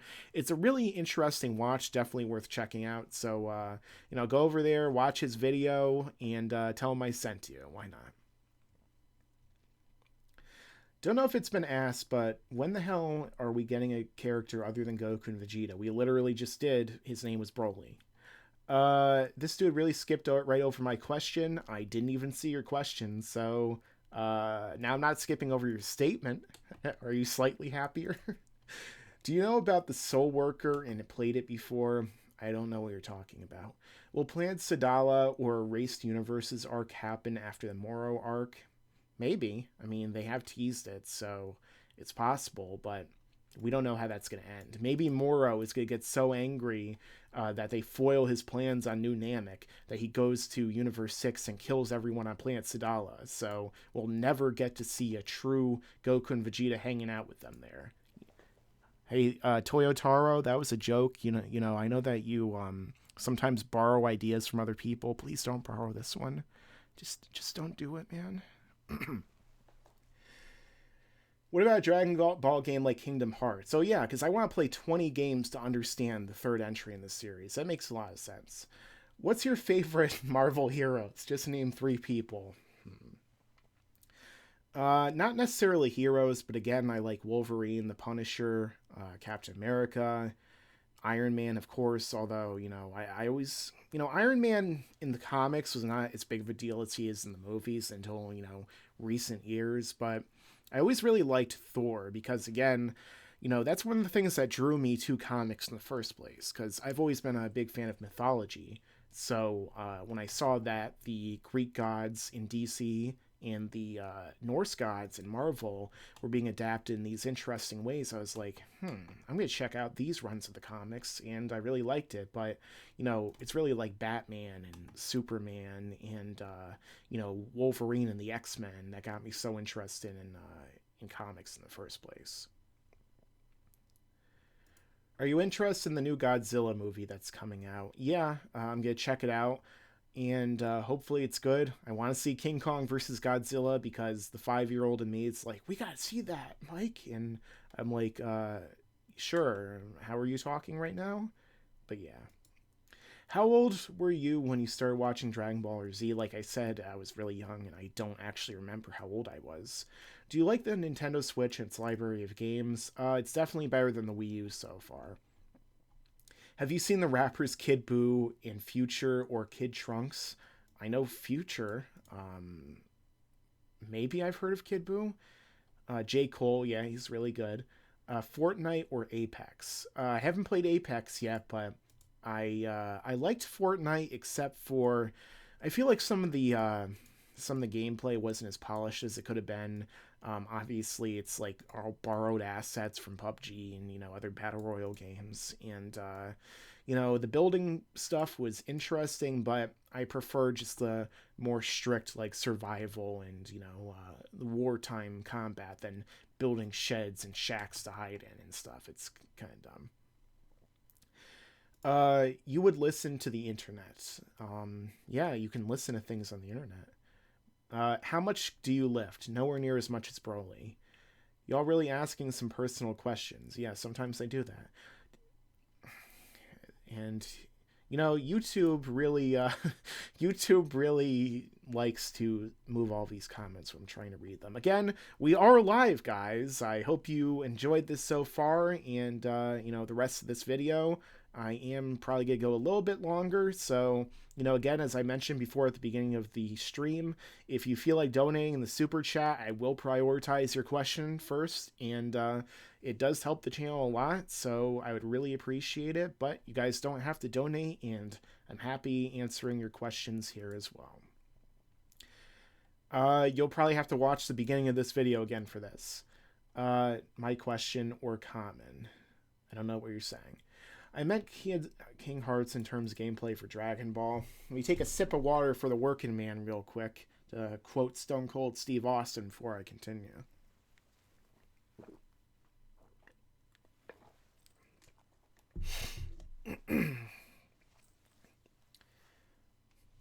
Alright, well, maybe next time I'll see your comments. See you later. Would we ever see Frost destroy Planet Sadala? Maybe. I hope not, because we've already seen that before, but I guess we'll find out. Do you think it's time for the Dragon Ball franchise to stop focusing on Goku and Vegeta? How many videos have I done about that?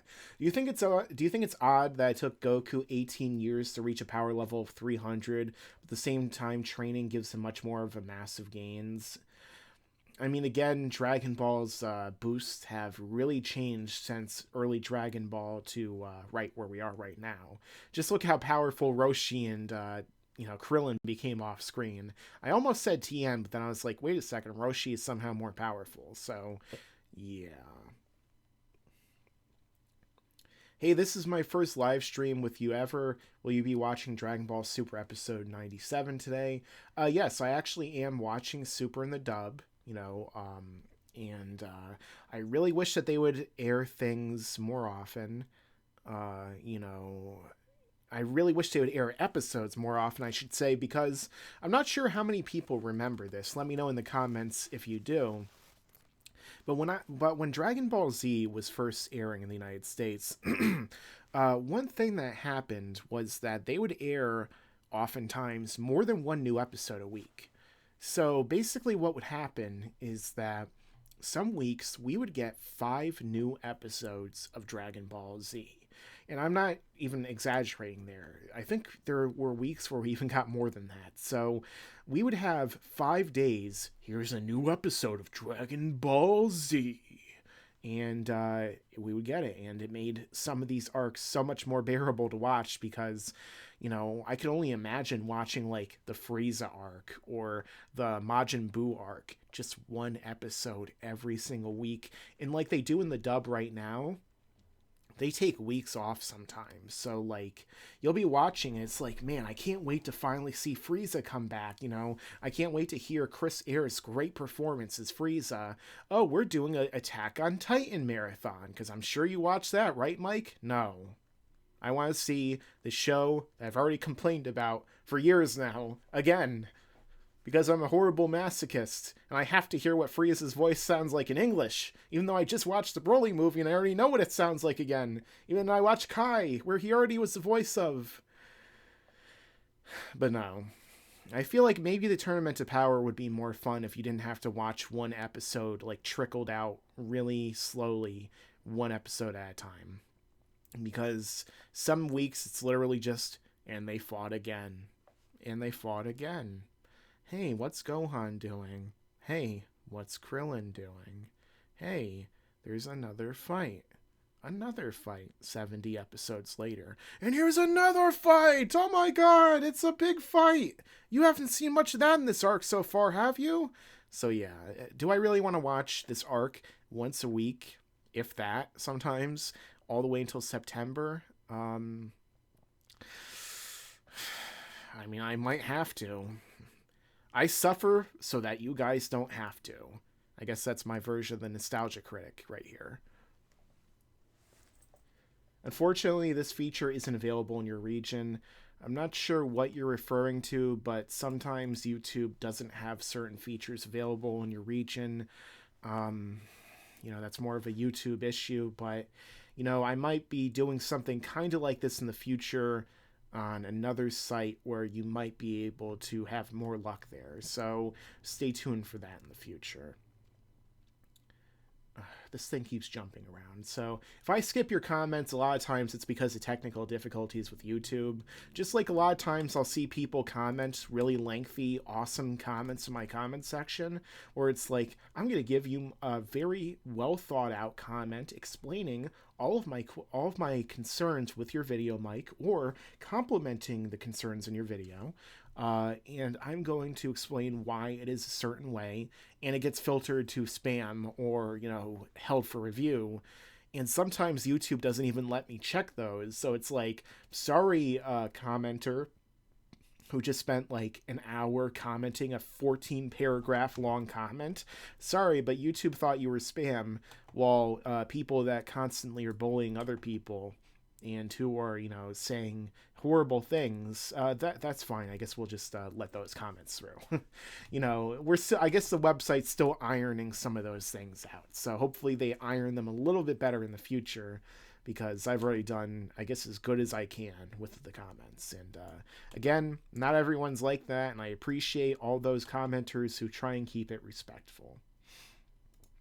What about Ryan Reynolds as Goku in the live action movie?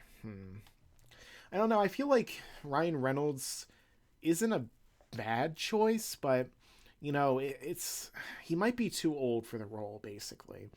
It really depends, because if you do a live-action Dragon Ball Z movie, for example, let's just start at Z, because it's like Lord of the Rings. You know, they have to start at the most popular one and the one that's the easiest to adapt. I know Dragon Ball, it's still great, but there's a lot of things they might have to change, like especially the humor and the characters' ages around that humor, which is fine in animation and in Japan, but in America, that's not going to fly, especially with some of the stuff Master Roshi did in Dragon Ball. So, you know, I feel like you would probably have to age up certain characters just because, you know, Gohan, for example. Are we really going to find an amazing 4-year-old actor who can have all of the dialogue that Gohan has and, you know, who could fight in action sequences? Are you going to make Gohan a CGI character? Because that'd be horrible. So, you know, if you're going to age up Gohan, by definition, you would have to age up Goku. So someone in their, like, late 20s, or someone who could look like their Goku's age, you know, plus a few years, I think might be a good choice. But again, casting Goku would be such a difficult task to accomplish, because you need a good actor, you need an actor who can pull off the screams, who can get in great shape, who can pull off martial arts sequences, you know. Uh, Hopefully they don't CGI all the action. Hopefully it's not just blatant stunt actors the entire time.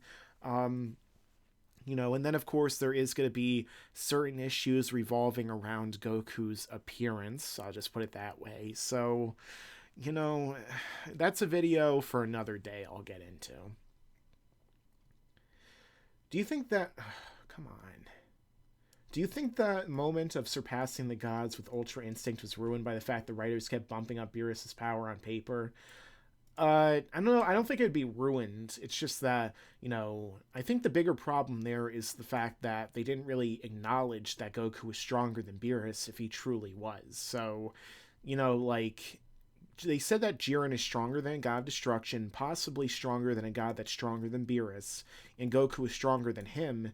So using building blocks and putting the pieces together in our own heads, then yes, obviously Goku would be stronger than Beerus, but Dragon Ball is such a way that usually, unless they literally say Goku's now surpassed Beerus, we're not supposed to, I guess, 100% believe it as a fact, but it only makes sense if he did, and I feel like that should have been more acknowledged. Beerus just standing up and saying, I appreciate this Kakarot character, obviously he didn't say that, but, Beerus standing up and giving him appreciation, respect, isn't proof enough that he surpassed him, and the fact of the matter is, if he truly did, which is very possible, but it is Dragon Ball, so again, grain of salt theory, they should have just had somebody say it, so the moment was even more impressive. But again, we just have to use our headcanons for literally everything, even the most obvious things ever, because Toei can't just fill in those blocks for us, and apparently Toriyama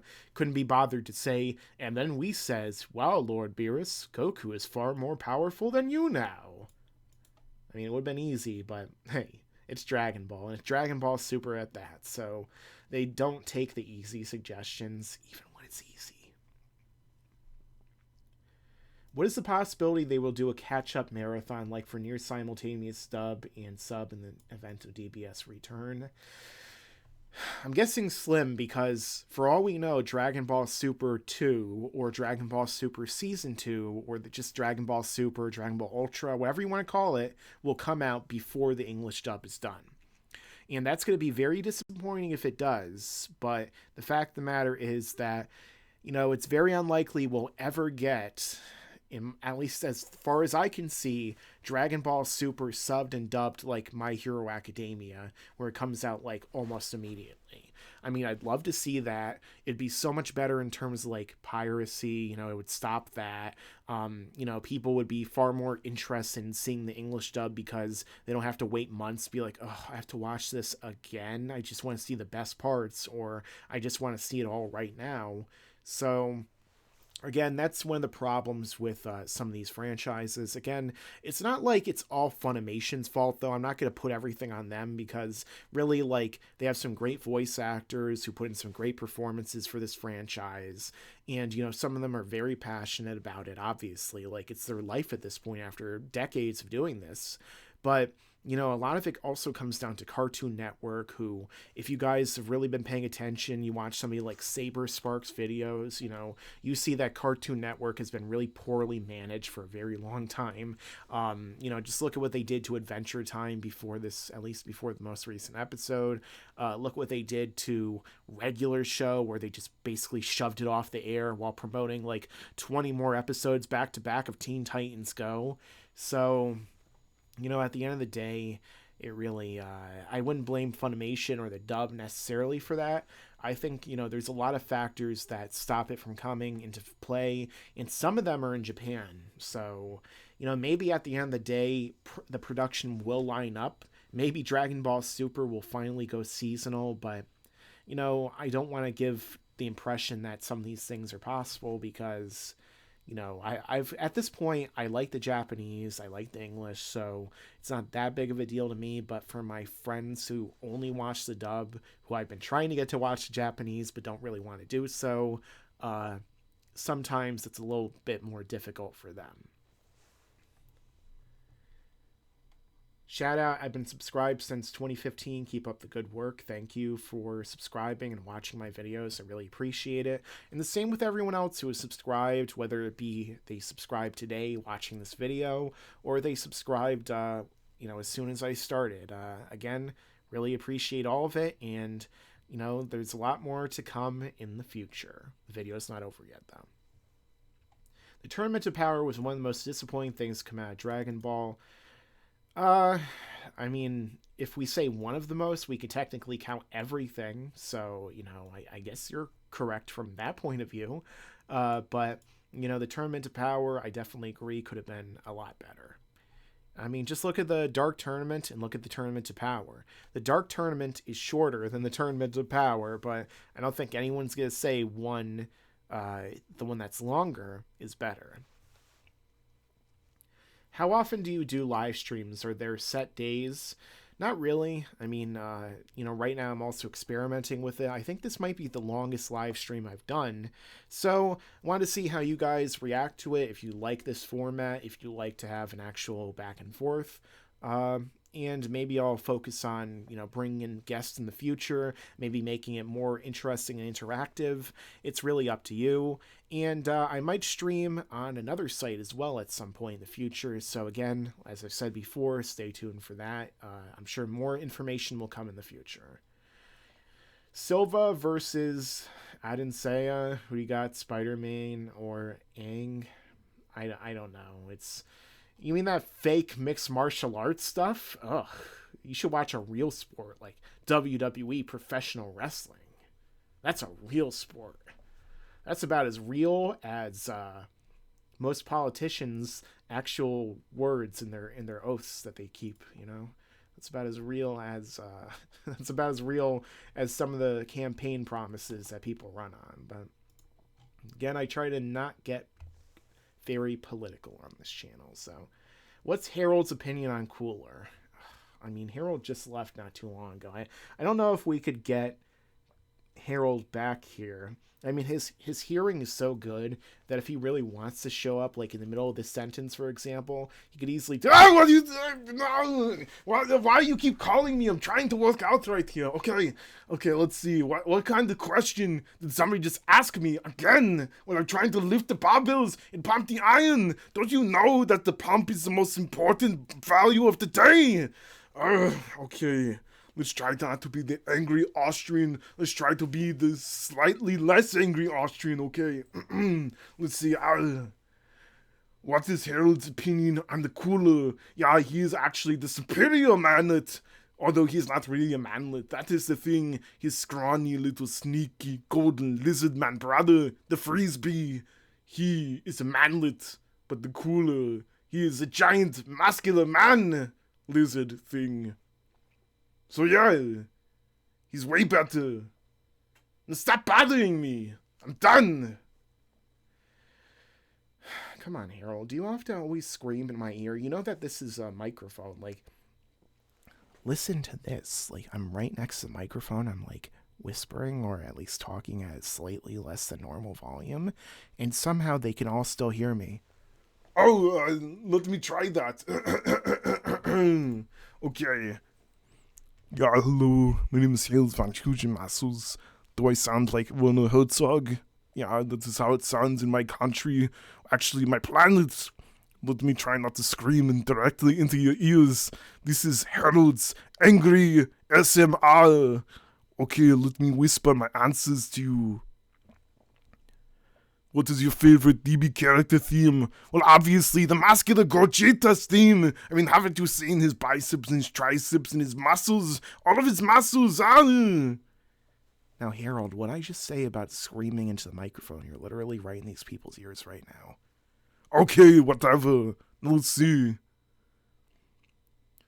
Are we getting a new Cooler movie? Yeah, they're gonna project it on my back. Look at these giant muscles. Okay, bye, Harold. Don't tell me I'll be back, because I'll tell you when I'll be back. Okay, well, yeah, I think Harold is gonna be done for right now, guys. And, let's get some more questions in here before we wrap it up. And are we getting a new BoJack movie as well? I don't know if we're getting a new Harold, or sorry, Harold. I'm not going to reveal that right now, but I don't know if we're getting a new Cooler movie or a BoJack movie. So I guess we'll have to wait. Harold, which one do you like more, Kale or Stephanie McMahon?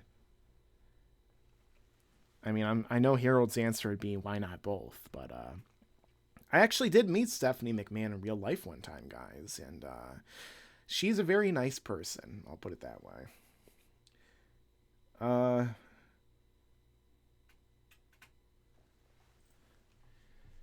would love to see a Secret Wars adaptation. It deserves to be on the big screen more than... Which is way too different from Age of Ultron. Now, I mean, Age of Ultron really wasn't done that well, to be honest. Like, I'm not going to say it's a bad movie. I don't think it was, but really, like, they messed up so many different elements in that one movie. Like Ultron, for example. The second he is, like, born, the second he comes into existence, I'm already evil. I'm going to take over Vision. I'm going to destroy everyone on Earth because, you know, we're going to return it to a certain time, a certain point in time. And, oh, don't call me Tony Stark. You know, I'm acting angrily about something that we barely established in the movie. You know, what they really should have done is they should have done, you know, Ultron is good at first. Like, he's straight up good. He exists to serve the people, and you see him at first as one person, a member of the Avengers, who is fighting people. You know, he's fighting the evil bad guys. He's putting them in their place, and then he starts to multiply. Well, if we have one Ultron that's good, why not a bunch of them? And they all serve for the greater good. But then they start to be manipulated, or they start to realize over time that the greater good is something different from what Tony Stark believes, or their idea, because there's such an advanced artificial intelligence of the greater good, is different from what the Avengers believe. So they start just killing people who might commit crimes, or start arresting people, and then they even go after the superheroes. So if you had done that, that would have been a far more interesting version of this movie, I feel like, than what we end up getting. And just look at what they did to Magneto's children, too. Like Scarlet Witch and, you know, Pietro Maximoff, the Quicksilver, you know, the terrible one, not the cool one from the actual good X-Men movies. But, you know, they just didn't do them justice. And, you know, I think Scarlet Witch has definitely gotten better in the following films, but the truth is that I feel like she wasn't really necessarily the best cast. Like, I feel like Elizabeth Olsen isn't really the best person to play Scarlet Witch, and I really don't like her fake accent because it's not a good accent on top of that. So I don't really know if I like how she conjures the power either, like her weird hand movements. Like, I don't know. It's just... it's not really my favorite version of the character, I'll put it that way. So you take all those elements, you put them into one movie, it's not necessarily as good as it could have been. So I'm going to answer a couple more questions, then I'm going to get heading out of here. Again, if you haven't gotten the chance to watch this live, or if you didn't get the chance to, and you're watching this like in the future, make sure to let me know your own comments down below. And let's see some of these. What fake accent? Yeah, that's a totally real accent from Sokovia, the totally real country that takes place in the real world.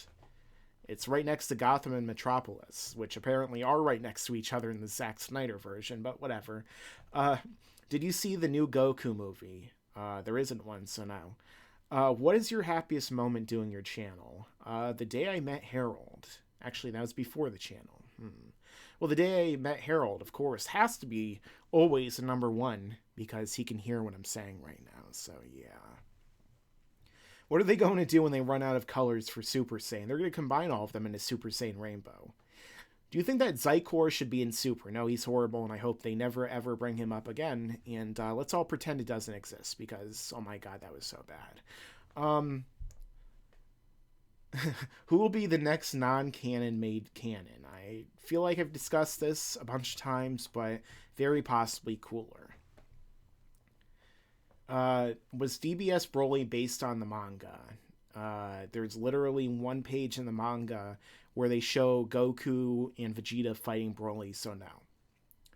Unless, of course, you mean the same continuity, which, again, they've said it's a continuation of the anime, and, you know, there's things that contradict in it. Like, I know a lot of people are trying to compress everything into one continuity, but, again, it's really difficult because Super's continuity is so odd. Like, they reference Tarble, or at least that Vegeta has a brother, which is something that we only knew from the Jump Special, Yosun Goku and his friends return, as well as the Dragon Ball Supers, well, not Supers, Dragon Ball Z at first, Battle of Gods. They never mentioned Tarble in Dragon Ball Super. I know that's a big misconception. A lot of people believe that Tarble is referenced in Super, like, oh, Mike, didn't you see they referenced him in Battle of Gods? I mean, don't you remember this one episode? But no, I've seen that series. I've seen the Super version of Battle of Gods multiple times. Same thing with Resurrection F and the Future Trunks and the Tournament of Power at this point. And no, they never once mentioned Tarble in Dragon Ball Super, the anime, and yet they still referenced him in the Broly movie, which almost makes it seem like they're referencing the continuity from Battle of Gods and Resurrection F, the movies. And, you know, like, obviously, that's very odd. But then there's also something that makes it even more confusing because, again, they told us that the Battle of Gods and Resurrection F arcs of Super are the true canon, so to speak, or at least they are within the Super continuity. The only problem is that before the Future Trunks arc really started, they did a re-release on Fuji TV, I believe, or, you know, they re-aired the Resurrection F movie with a Future Trunks tie-in, excuse me. And they stated that, you know, there was like a book where Trunks was reading like the history of the events involving Goku and Frieza on this like Legend of Z book or whatever it was called. And, you know, they were referencing Future Trunks within the movie canon or within the movie continuity that then was a part of the Dragon Ball Super story, because again, that Future Trunks would then be shown up in the Goku Black arc. So it's like, well, what's going on here? Are the movies the canon and we're just supposed to ignore those two arcs because of how bad the animation was, and Toriyama was like, yeah, let's forget this crap? Or are we supposed to just ignore the movie that has a direct tie-in to the arc? And what about the Broly movie? If they don't do a Broly arc, which I really hope they don't, and they just leave that reference in there to Vegeta having a brother, then what's canon, what's not? Do we include the Yosun Goku special in the Super anime canon and maybe the manga canon if they bring it up there too? You know, so again, it's a mess, and it really doesn't have to be a mess, but, you know, until they make some of these little corrections that they need to, or they just say, forget it, we're just going to start basing future anime on the manga, or just have one strict continuity, we're going to see more and more of these issues pop up. And, you know, they might be little at first, but they do add up and they make it very, you know, very strange upon rewatch. I mean, why do they even change those colors when they're transforming into their transformations? You know, it's an artistic flourish, okay, but it literally has never happened before. And the way it was animated, it still looked like new forms. So very odd to say the least. Kale is the female Broly, or is Broly the male Kale? Depends on your continuity from a certain point of view. Frieza did it. No, Beerus did it. That's Toriyama's new answer to everything. That's why the old Kai went to the sword. Beerus did it. Have you been reading the Super manga? Yes, I've mentioned it many times during this video and other videos. I am enjoying the new chapter, or the new arc so far. I know that's shocking, but I'm enjoying it. We'll have to see if they mess it up, which is very possible. But, hey, I hope, I really hope that in the future they don't mess it up. I'll say that for now. And a couple more questions before I go. Ultra Instinct Arnold. Well, I mean, Arnold is probably the person who, if he attained such great power, he'd really be able to push Harold to his upper limits, if not, actually his true limits of power. Kaba replaced Tarble. I actually did a video discussing how that might have been a possibility, but again, it's still pretty difficult to discern because of all the weird little changes we've seen. Do you think the Dragon Ball franchise would be as fascinating if there was a hard-light canon, consistently gorgeous animation, and American audiences having a single definitive voice cast with perfect scripts? I don't see why not. At the end of the day, like, sure, that gives us stuff to like talk about as far as like the meta, information goes, outside of the series itself. But when we get into the literal series and the meat of the franchise, that's what really keeps us coming back, at least in my, personal experience. The characters, the writing, the way that everything was executed up to this point. Have I ever thought that Dragon Ball was perfect? Of course not. Even as a kid, I knew that there were some things that could have been done a little bit better or that had some issues here and there. And obviously, as an adult who thinks a lot more critically, especially because I am involved in the industry, I don't really, more of these things stick out. But nonetheless, when I go back and watch Dragon Ball Z, it's not because I want to study the dub or I want to really immerse myself in some of the external things. When I go see a series or a movie or read a book, I like to immerse myself within it, and I like to truly live the story, or at least observe the story that the creator is kind of putting in front of us. So I feel like that's what brings me back, and I feel like that's what brings most people back. But again, let me know your thoughts down below in the comments, because, for some people, obviously certain things interest them more than they would someone like myself. So if that's what you really come for, because you love the little differences, if you really like to discuss them among your own communities or, in this community, then, obviously you're going to have a different perspective than me. I'm just one guy who only gives really the perspective I see it. It could be an educated perspective, perspective that comes with experience, but nonetheless, I am one person, and all of us are one person who watch this anime individually as individuals. So we're all going to have our own little points of view. And obviously, when I say all of us are one person, I don't mean that we're all like forced together in some kind of creepy amalgam person like, Thor fought when it was either Loki or Odin made everyone one person. But maybe that's a story for another day. How strong would every single person in Dragon Ball combined be? At least all the non-powered ones. And let's see, a couple more questions. Super Saiyan Broly versus God Topo. Again, it really depends on how you scale what's going on and what you count as Super Broly, like Super Saiyan Broly, because again, like, which Super Saiyan Broly? Do you mean the one at the very end, like the big buff one that we see in the trailer? Because that Broly, I feel like, could probably take Topo. I mean, it's not like Topo is going to be able to stand up against Goku and Vegeta fuse, even if they're not using like Kaioken Evolution. So, probably Broly. Again, Broly could adapt. If Frieza and his base, when he was so weak that he was saying that blowing up a planet is impressive, could take a Hakai from Topo and survive, I mean, what's Topo going to do at Broly? Gogeta Blue stronger than Vegito Blue. Well, yeah, Vegito Blue was in 2 arcs ago, so of course Gogeta would probably be stronger if we're going to say that they're equalized. All non-powered mortals combined is weaker than the farmer with the shotgun. Yeah, obviously, farmer with the shotgun with Ultra Instinct. Now, that's someone who might push Harold to 100% of his power. I mean, the bullets move and fire without him even thinking. Like, wow, that's insane. You guys talk about your Zenos and your Brolys. Farmer with the shotgun would wreck. What would be the power level of the average WWE wrestler? I don't know, maybe 10 to 20? It's kind of hard to tell. I'm assuming Jinder Mahal would have a very high power level, though, because have you seen that Shanti stuff? He obviously connected his mind and his spirit. Golden Experience Requiem.